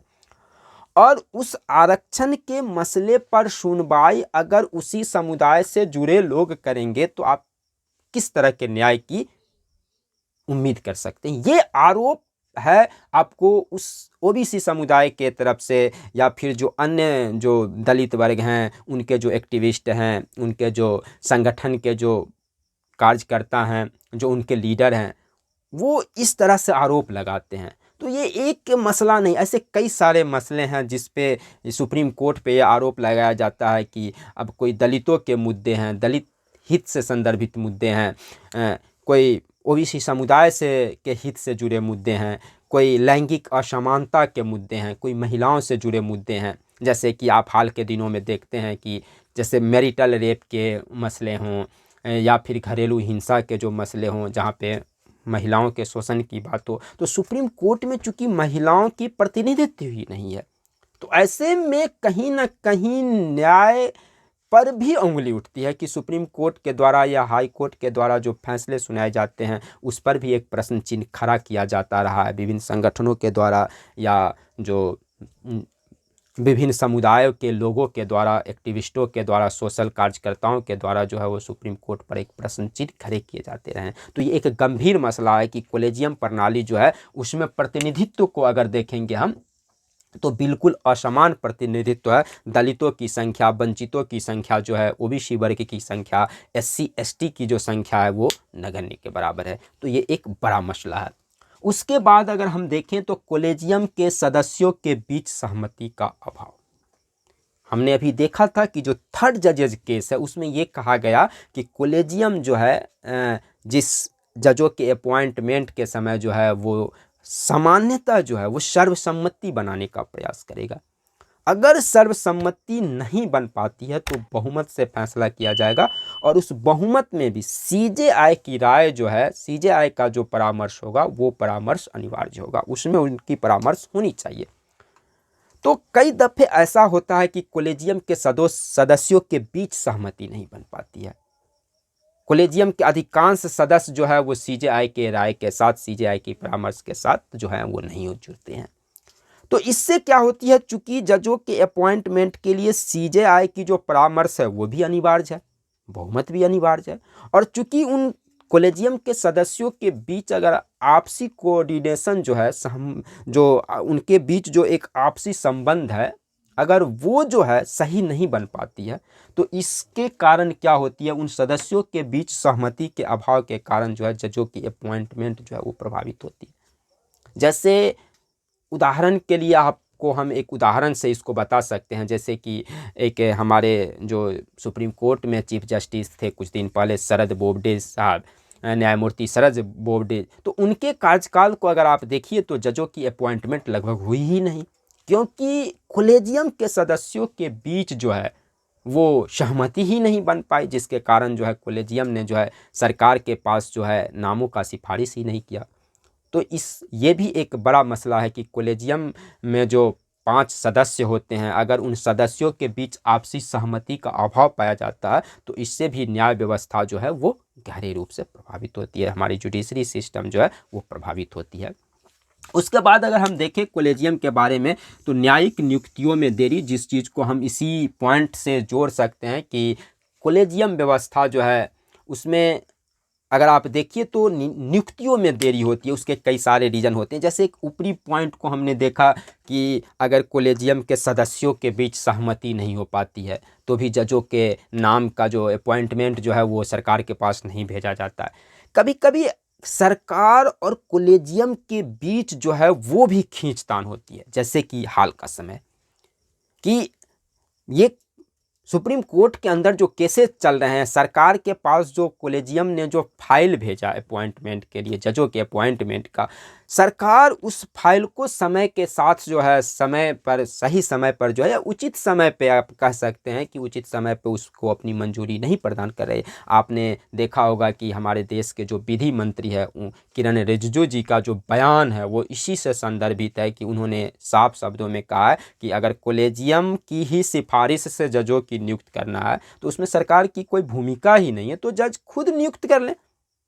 क्यों भेजते हैं, सरकार के पास भेजा ही क्यों जा रहा है। इस तरह से हम देखते हैं कि इससे जो हमारी जो अभी वर्तमान की जो कॉलेजियम सिस्टम है, उस कॉलेजियम सिस्टम में विभिन्न कारणों से जो है वो न्यायिक नियुक्तियों में भी जो है वो देरी हो जाती है। इससे भी न्याय व्यवस्था जो है, देश की जो जुडिशरी सिस्टम है, न्यायपालिका जो है वो प्रभावित होता है, जिसका प्रभाव जो है वो सभी अन्य अंगों पर भी, सरकार के अन्य अंगों पर भी, हमारी संवैधानिक इंस्टीट्यूशन पर भी पड़ती है। तो कॉलेजियम व्यवस्था में कई सारी खामियां हैं और हमने पहले ही कहा था कि ऐसी एक अनोखी जो व्यवस्था है, ये कॉलेजियम, जजों के अपॉइंटमेंट की शक्ति जजों के हाथों में है, ऐसी प्रणाली आपको किसी अन्य बड़े देश में आपको नहीं दिखाई पड़ेगी। ये अनोखी व्यवस्था जो है वो हमारे देश में ही है, जिसकी जिक्र क्या कहते हैं, आपको जो सभापति महोदय हैं हमारे देश के जो हैं जगदीप धनखड़ जी, उन्होंने भी अपनी बयान में यही बात कहा था कि ये बुद्धिजीवियों से उन्होंने अपील किया था, कानूनविदों से, कि क्या किसी अन्य देश में आप इस तरह के इसके समानांतर की कोई ऐसी व्यवस्था देखते हैं जहाँ पे संवैधानिक जो व्यवस्था है उसको इस तरह से गला घोंट कर जो है जुडिशरी ने अपने हाथों में जो है अपॉइंटमेंट की शक्ति जो है वो ले लिया है। तो ये बहुत बड़ा मसला है और इससे जो है आप देख सकते हैं कि हमारे कॉलेजियम के अंदर जो है कई सारी जो खामियां हैं उनकी आलोचना में कई मजबूत तर्क जो हैं वो दिए जा सकते हैं। उसके अलावा आप देखिए कि न्यायिक सुधार में रुकावट, तो बड़ा मसला है ये कि आप कैसे न्यायिक सुधार करेंगे। जिन्हें न्यायिक सुधार में हिस्सा लेना है, अगर वही जजों को अपॉइंटमेंट करेंगे तो फिर किस तरह से उनसे सुधार की उम्मीद की जा सकती है।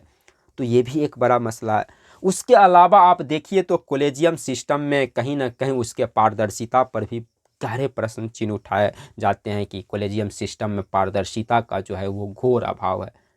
तो ये वो कंटेक्ट थे जिसके आधार पे हम देख सकते हैं कि हमारी कॉलेजियम जो व्यवस्था है उसकी आलोचना में वो कौन से तर्क हैं, वो कौन से बिंदु हैं जो कहे जाते हैं। तो उम्मीद करते हैं कि आप चीज़ों को बेहतर ढंग से यहाँ तक समझ पा रहे हो। हमारी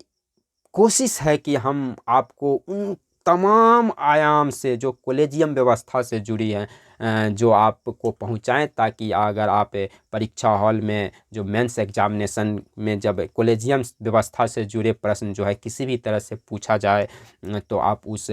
प्रश्न को हैंडल करने की स्थिति में हो। एक आखिरी पॉइंट की हम चर्चा करना चाहेंगे कॉलेजियम व्यवस्था को लेकर, जिस पर कि जो तत्कालीन जो अभी की जो हालिया जो सुप्रीम कोर्ट और सरकार के बीच जो तनातनी चल रही है, जिस मसले को लेकर 99वां संविधान संशोधन को लेकर, आखिर क्या है 99वां संविधान संशोधन। एनजेक की जो एक व्यवस्था सरकार ने लाया था, अब हम जानते हैं एनजेक के बारे में, और इसके बाद हम इस क्लास को एक निष्कर्ष पे आएंगे, ये क्लास ख़त्म करेंगे। लेकिन पहले हम जानने का प्रयास करते हैं 99वां संविधान संशोधन क्या है जिसे सुप्रीम कोर्ट ने खारिज कर दिया। तो दोस्तों, अब हम कॉलेजियम सिस्टम से जो विवाद जुड़े हुए हैं, जो हालिया विवाद है सरकार और सुप्रीम कोर्ट के बीच जो खींचतान चल रही है, जो एक रस्साकसी चल रही है, जो एक तनाव जो बढ़ा हुआ है, जो कई सारे प्रश्नों को, कई सारे जो संभावनाओं को जो है वो जन्म दे रही है, जिसमें एक ये भी संभावना व्यक्त की जा रही है कि कॉलेजियम प्रणाली को समाप्त कर दिया जाएगा। और शायद सरकार इस पर विचार कर रही है कि जो एनजेक जिसे कि रद्द किया गया 2016 में सुप्रीम कोर्ट के द्वारा, उसे कुछ संशोधनों के साथ जो है वो फिर से संसद के अंदर लाया जाए। तो सबसे पहले हम जान लेते हैं कि जो 99वां संविधान संशोधन था जो संसद के द्वारा किया गया था और एनजेक का गठन किया गया था, क्या है वो एनजेक, मतलब कि ये जो आप देखते हैं राष्ट्रीय न्यायिक नियुक्ति आयोग, जरा हम इसे समझने का प्रयास करते हैं। और सुप्रीम कोर्ट ने किन तर्कों के आधार पर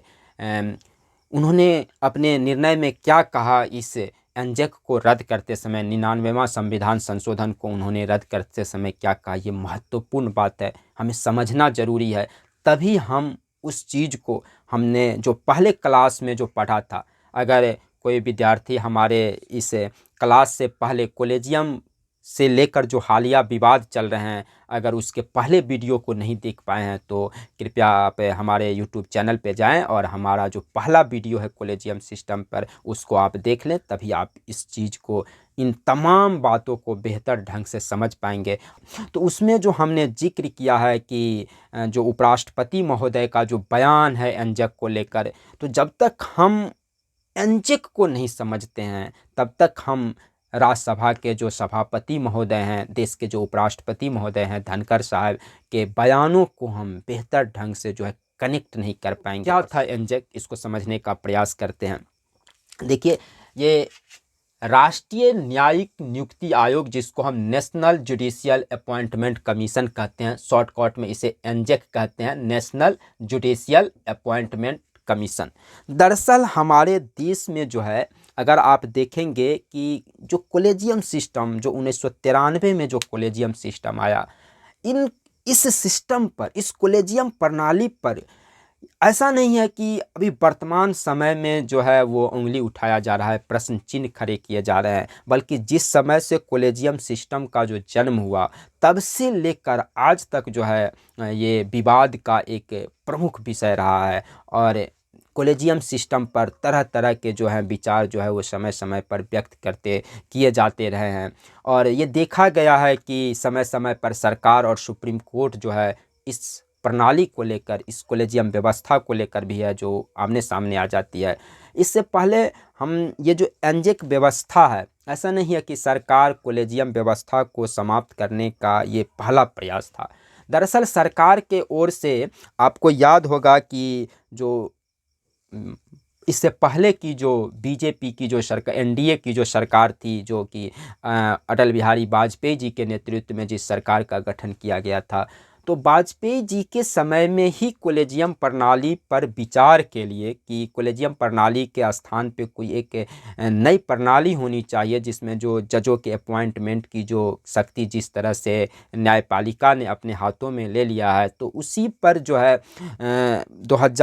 1998 से 2003 जो वाजपेयी जी का जो कार्यकाल था, उसमें सरकार ने इस कॉलेजियम प्रणाली की समीक्षा के लिए एक आयोग का गठन किया था। बहुत ही महत्वपूर्ण बात है ये कि वाजपेयी जी के समय में एक NN वेंकटचलैया आयोग का गठन किया गया था। और इसी को आधार बना के आप देखिएगा कि वर्ष 2014 में जब एनडीए के नेतृत्व में फिर एनडीए की जो सरकार बनती है,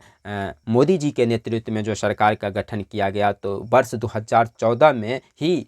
सरकार का गठन हुआ और 2014 में ही जो है सबसे पहले जो है कॉलेजियम प्रणाली जो है उसको समाप्त करने की दिशा में एक पहल की जाती है। संसद में एक कानून लाया जाता है, एक 99वां संविधान संशोधन किया जाता है। एक बहुत बड़ा प्रयास था ये सरकार की ओर से, जिसमें कि कॉलेजियम व्यवस्था के जगह पे एक भिन्न व्यवस्था को अपनाने का जो है वो कोशिश किया गया था सरकार की ओर से 2014 में, जिसको, और उसके लिए सरकार ने जो है वो एक संविधान संशोधन किया, 99वां संविधान संशोधन किया वर्ष 2014 में। अब देखिएगा कि 13 अगस्त 2014 को लोकसभा में जो है इस एनजेक को लेकर जो है बिल जो है वो लाया जाता है और सर्वसम्मति से।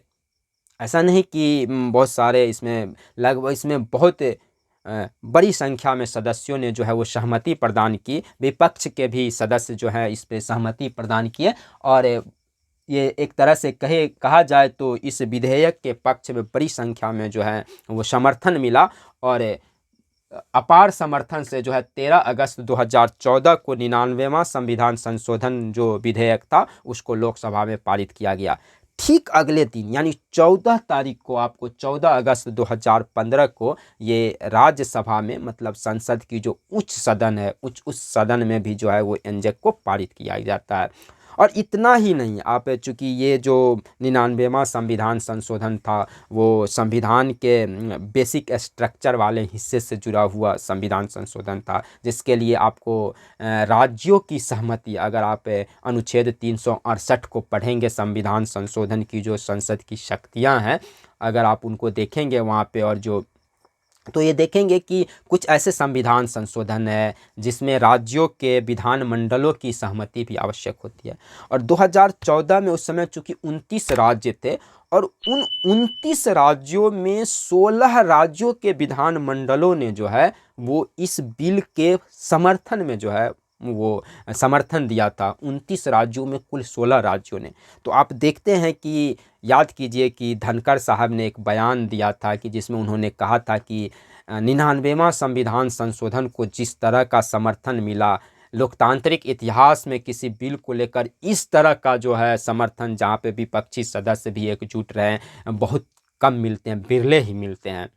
तो यही बात थी कि 99वां संविधान संशोधन मतलब 14 अगस्त को जो है वो आपको राज्यसभा में, 13 अगस्त को लोकसभा में जो है वो पारित हुआ और 29 में से 16 राज्यों की विधानमंडलों ने जो है इस 99वां संविधान संशोधन के पक्ष में जो है उसको समर्थन दिया और राष्ट्रपति के हस्ताक्षर हुए। बाद में आके आप देखेंगे कि 16 अक्टूबर 2015 को जो है इस मसले को लेकर ये एनजेक के समीक्षा को लेकर न्याय जो सुप्रीम कोर्ट जो है यानी हमारे देश की जो जुडिशरी है उसने जो है वो जुडिशियल रिव्यू किया इसका कि क्या ये संविधान संशोधन जो है वो सही है, क्या ये न्यायपालिका की स्वतंत्रता पर हमला तो नहीं है। और इसी को लेकर जो न्याय के रिव्यू किया, चूँकि आपको पता होगा कि संविधान में अगर कोई सरकार संशोधन करती है तो उसके न्यायिक समीक्षा की शक्ति जो है वो सुप्रीम कोर्ट के पास है और सुप्रीम कोर्ट जो वो संविधान का जो आधारभूत ढांचा है वो इस बात को वो देख सकता है कि किसी संविधान संशोधन के जरिए मतलब जो है संविधान के आधारभूत ढांचे का उल्लंघन तो नहीं किया जा रहा है। और दरअसल आपको ये 2015 में जो है जस्टिस जो खेहर के नेतृत्व में, न्यायमूर्ति खेहर के नेतृत्व में ये 5 जजों की एक संवैधानिक पीठ थे जिसमें चलमेश्वर, मदन बी लोकुर, उसके अलावा जो थे जस्टिस कुरियन जोसेफ और जस्टिस आदर्श कुमार गोयल भी शामिल थे। और इस ये 5 जजों की जो ये पीठ थी इसमें 4-1 के बहुमत से ये फैसला सुनाया गया और जो 99वां संविधान संशोधन के द्वारा जो राष्ट्रीय न्यायिक नियुक्ति आयोग की गठन की बात की गई थी उसको रद्द कर दिया गया।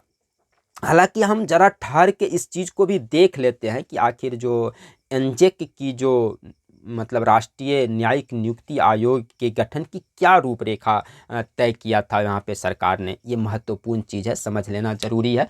तो देखिए यहाँ पर जो सरकार की ओर से जो एनजेक का स्वरूप लाया गया था उसमें कोलेजियम सिस्टम के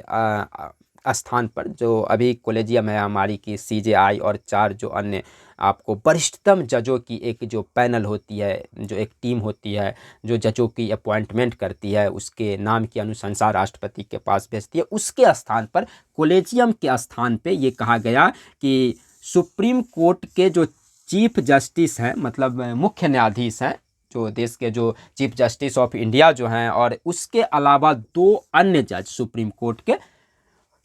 एक विधि मंत्री, देश के जो कानून मंत्री होंगे वो, और 2 वरिष्ठतम व्यक्ति के द्वारा जो है वो एक टीम बनाया जाएगा कॉलेजियम के स्थान पे, और उस टीम के द्वारा जिस नाम का अनुशंसा किया जाएगा उसे ही जजों के रूप में जो है सुप्रीम कोर्ट के अंदर या हाई कोर्ट के अंदर जो है उसकी अपॉइंटमेंट की जाएगी। और महत्वपूर्ण बात ये था कि ये जो दो प्रतिष्ठित व्यक्ति जिसकी बात की गई, ये तो आप समझ ही सकते हैं कि CJI प्लस 2 जज हो गए सुप्रीम कोर्ट के, देश के विधि मंत्री। ये दो प्रतिष्ठित व्यक्ति कौन होंगे? मसला ये था, विवाद का एंजेक में सबसे बड़ी विवाद की जो बात थी वो यही थी कि ये दो प्रतिष्ठित व्यक्ति कौन होंगे। तो कहा ये दो प्रतिष्ठित व्यक्ति कौन होंगे, इसके निर्णय के लिए कहा कि इसका निर्णय जो है वो करेंगे प्रधानमंत्री, देश के प्रधानमंत्री, देश के गृह मंत्री और विपक्षी दल के नेता। मतलब ये कहा गया कि देश के प्रधानमंत्री, देश के गृह मंत्री और जो विपक्षी दल है उसके नेता, ये तीनों मिलके ये चयन करेंगे, ये तय करेंगे कि ये दो व्यक्ति कौन होंगे। और इन्हीं तीनों व्यक्तियों के द्वारा इन दो जो वरिष्ठतम व्यक्ति है, जो प्रतिष्ठित व्यक्ति की बात कही गई थी एंजेक के स्वरूप में, उन दो प्रतिष्ठित व्यक्तियों को नामित किया जाएगा इसके द्वारा कि प्रधानमंत्री, गृह मंत्री और लोक मतलब कि जो देश के जो विपक्षी दल के जो नेता है। ये भी कहा गया था उसमें कि अगर कोई विपक्षी दल नहीं है तो वैसे कंडीशन में जो सबसे बड़ा दल है उस सबसे बड़े दल का जो नेता होगा वो इस पैनल का हिस्सा होगा, इस टीम का हिस्सा होगा, प्रधानमंत्री की अध्यक्षता वाली जो ये टीम होगी। तो इसी को जो है वो 16 अक्टूबर 2015 को जो है सुप्रीम कोर्ट में जो है एक निर्णय सुनाया गया, जिसकी अध्यक्षता ये जस्टिस खेहर के नेतृत्व में ये 5 जजों की एक संवैधानिक पीठ का गठन किया गया था, जो 99वां संविधान संशोधन की जुडिशली रिव्यू किया, मतलब एक न्यायिक समीक्षा किया। और 1030 पृष्ठ का ये फैसला आया था। आपको हम बता दें कि बड़ा दिलचस्प चीज़ है कि भारत सरकार के जो उस समय के अटॉर्नी जनरल थे, उन्होंने कहा कि एंजेक के लागू होने से जो है वो जो कॉलेजियम प्रणाली है वो मृत हो चुकी है, अब वो समाप्त हो चुकी है, ये उनकी दलील थी। और सुप्रीम कोर्ट की ओर से जो है 1030 पृष्ठ का जो है वो फैसला आया था, और उस अपने न्यायिक जो समीक्षा है जो उसमें सुप्रीम कोर्ट ने 99वां संविधान संशोधन को जो है वो ये कहा कि ये संविधान के आधारभूत ढांचे से छेड़छाड़ है, और ये जो है 99वां संविधान संशोधन वो न्यायपालिका की स्वतंत्रता पर हमला है। उन्होंने ये भी कहा कि चूंकि न्यायपालिका की जो स्वतंत्रता है, न्यायपालिका की जो संप्रभुता है, वो संविधान का बेसिक स्ट्रक्चर है। अब ध्यान दीजिए, यहाँ पे बड़ा दिलचस्प पहलू है कि संविधान का बेसिक स्ट्रक्चर क्या होगा, ये सुप्रीम कोर्ट डिसाइड करेगा, ये सुप्रीम कोर्ट बताएगा समय समय पे कि संविधान का बेसिक स्ट्रक्चर क्या है। और सुप्रीम कोर्ट ने चूंकि ये निर्धारित किया है कि न्यायपालिका की जो स्वतंत्रता है, न्यायपालिका की जो संप्रभुता है वो आपको एक संविधान के बेसिक स्ट्रक्चर का हिस्सा, आधारभूत ढांचा का हिस्सा है। और चूंकि 99वां संविधान संशोधन सुप्रीम कोर्ट के अनुसार जो है वो न्यायपालिका की स्वतंत्रता को प्रभावित करता है, न्यायपालिका की संप्रभुता के खिलाफ है, यानी कि ये संविधान के आधारभूत ढांचे का उल्लंघन है। और इसी आधार पे 99वां संविधान संशोधन को जो है वो सुप्रीम कोर्ट ने खारिज कर दिया, बिल्कुल रद्द कर दिया। 4-1 के बहुमत से जो है ये फैसला आया था। और आपकी जानकारी के लिए हम ये भी बता दें कि इस फैसले का एक दिलचस्प पहलू ये भी था कि ये जो जस्टिस चेलमेश्वर जो थे, इन्होंने जो है वो एक इकलौते जज थे जिन्होंने कि सुप्रीम कोर्ट के इस फैसले के खिलाफ अपना मत दिया, और उन्होंने एंजेक के पक्ष में अपनी राय दी थी। और उन्होंने ये कहा था कि कॉलेजियम के स्थान पे जो है ये एंजेक का गठन किया गया है, ये सही है, संवैधानिक है, और ये कहीं से भी जो है वो आधारभूत ढांचे का जो है वो उल्लंघन नहीं करता है, न्यायपालिका की स्वतंत्रता को नकारात्मक रूप से जो है वो प्रभावित नहीं करता है। हालांकि एक नाम जो है कुरियन जोसेफ, इनके बारे में कहा जाता है कि कुरियन जोसेफ जो हैं वो भी कॉलेजियम व्यवस्था के जो हैं वो एक तरह से विरोधी रहे हैं और उनका ये मानना रहा है कि कॉलेजियम व्यवस्था जो है वो कहीं न कहीं जो है वो न्यायिक निरंकुशता को मतलब न्यायिक तानाशाही को जन्म देता है और इस तरह की जो अपॉइंटमेंट की व्यवस्था नहीं होनी चाहिए थी। तो ये माना जाता है कि जस्टिस जो है कुरियन जोसेफ जो हैं वो कॉलेजियम व्यवस्था के विरोधी रहे हैं, लेकिन इस केसेज में जो है उन्होंने जो फैसला सुनाया वो आप देखिएगा कि जो एनजेक जो है उसके खिलाफ में इन्होंने फैसला सुनाया था और इस तरह से मतलब ये 99वां संविधान संशोधन को जो 4-1 के बहुमत से रद्द किया गया, तो ये कुरियन जोसेफ उन 4 जजों में एक थे जो एनजेक के खिलाफ अपना जो है वो फैसला सुनाया था। तो ये था एनजेक मतलब राष्ट्रीय न्यायिक नियुक्ति आयोग और किस आधार पर सुप्रीम कोर्ट ने जो है किस तरह से उसको संविधान के आधारभूत ढांचे का उल्लंघन माना और उसे रद्द कर दिया। तो हम उम्मीद करते हैं कि आप कॉलेजियम व्यवस्था के उन तमाम आयामों को, उन तमाम बातों को आपने इस क्लास में भली भांति ढंग से डिस्कस किया, समझा, जाना। उम्मीद करता हूं कि अगर प्रतियोगिता परीक्षाओं में कॉलेजियम व्यवस्था से संदर्भित किसी भी तरह के प्रश्न आते हैं तो आप उसको आसानी से जो है वो टैकल कर पाएंगे, हैंडल कर पाएंगे, उसे उसके उत्तर को लिख पाएंगे। इसके अलावा भी चूँकि ये व्यवस्था जो है कॉलेजियम सिस्टम जो है ये एक बहुत ही चर्चित मुद्दा रहा है और हाल के दिनों में इस पे काफ़ी चर्चा हो रही है। तो मेरे ख्याल से देश के हर सजग नागरिक को इस व्यवस्था के बारे में ज़रूर जानना चाहिए था। हम उम्मीद करते हैं कि हम तमाम जो बिंदु हैं कॉलेजियम व्यवस्था से जुड़े, इस विवाद से जुड़े तमाम पहलुओं को भली भांति ढंग से जाना। अगर इसके बावजूद भी कहीं कुछ समस्याएं या कोई ऐसे बिंदु जहाँ पे लगता है कि चर्चा होनी चाहिए तो कमेंट बॉक्स में आप मेंशन करेंगे उस चीज़ को और हम कोशिश करेंगे कि कभी समय मिलने पर हम उसकी चर्चा ज़रूर करना चाहेंगे। फ़िलहाल के लिए आज के इस क्लास को यहीं पे समाप्त करते हैं। मिलते हैं एक फिर बेहतर क्लास के साथ और हमारी कोशिश रहेगी कि हम इसी तरह देश के हर उस ज्वलंत मुद्दे पर जो है आपके पास जो है तथ्यों को लेकर आए और अब निष्कर्ष आपको निकालना है कि आखिर क्या होनी चाहिए, कॉलेजियम व्यवस्था कितनी सही व्यवस्था है, क्या ये न्यायालय की स्वतंत्रता के लिए, न्यायालय की संप्रभुता के लिए या देश के संविधान के रक्षा के लिए आवश्यक है, या फिर कॉलेजियम व्यवस्था में जो खामियां हैं अब उसे दूर करने की समय आ गई है। तो निर्णय आप लोगों को करना है, निष्कर्ष आप लोगों को सुनाने हैं। फिलहाल आज के इस क्लास को यहीं पे समाप्त करते हैं, फिर मिलते हैं अगले क्लास के साथ।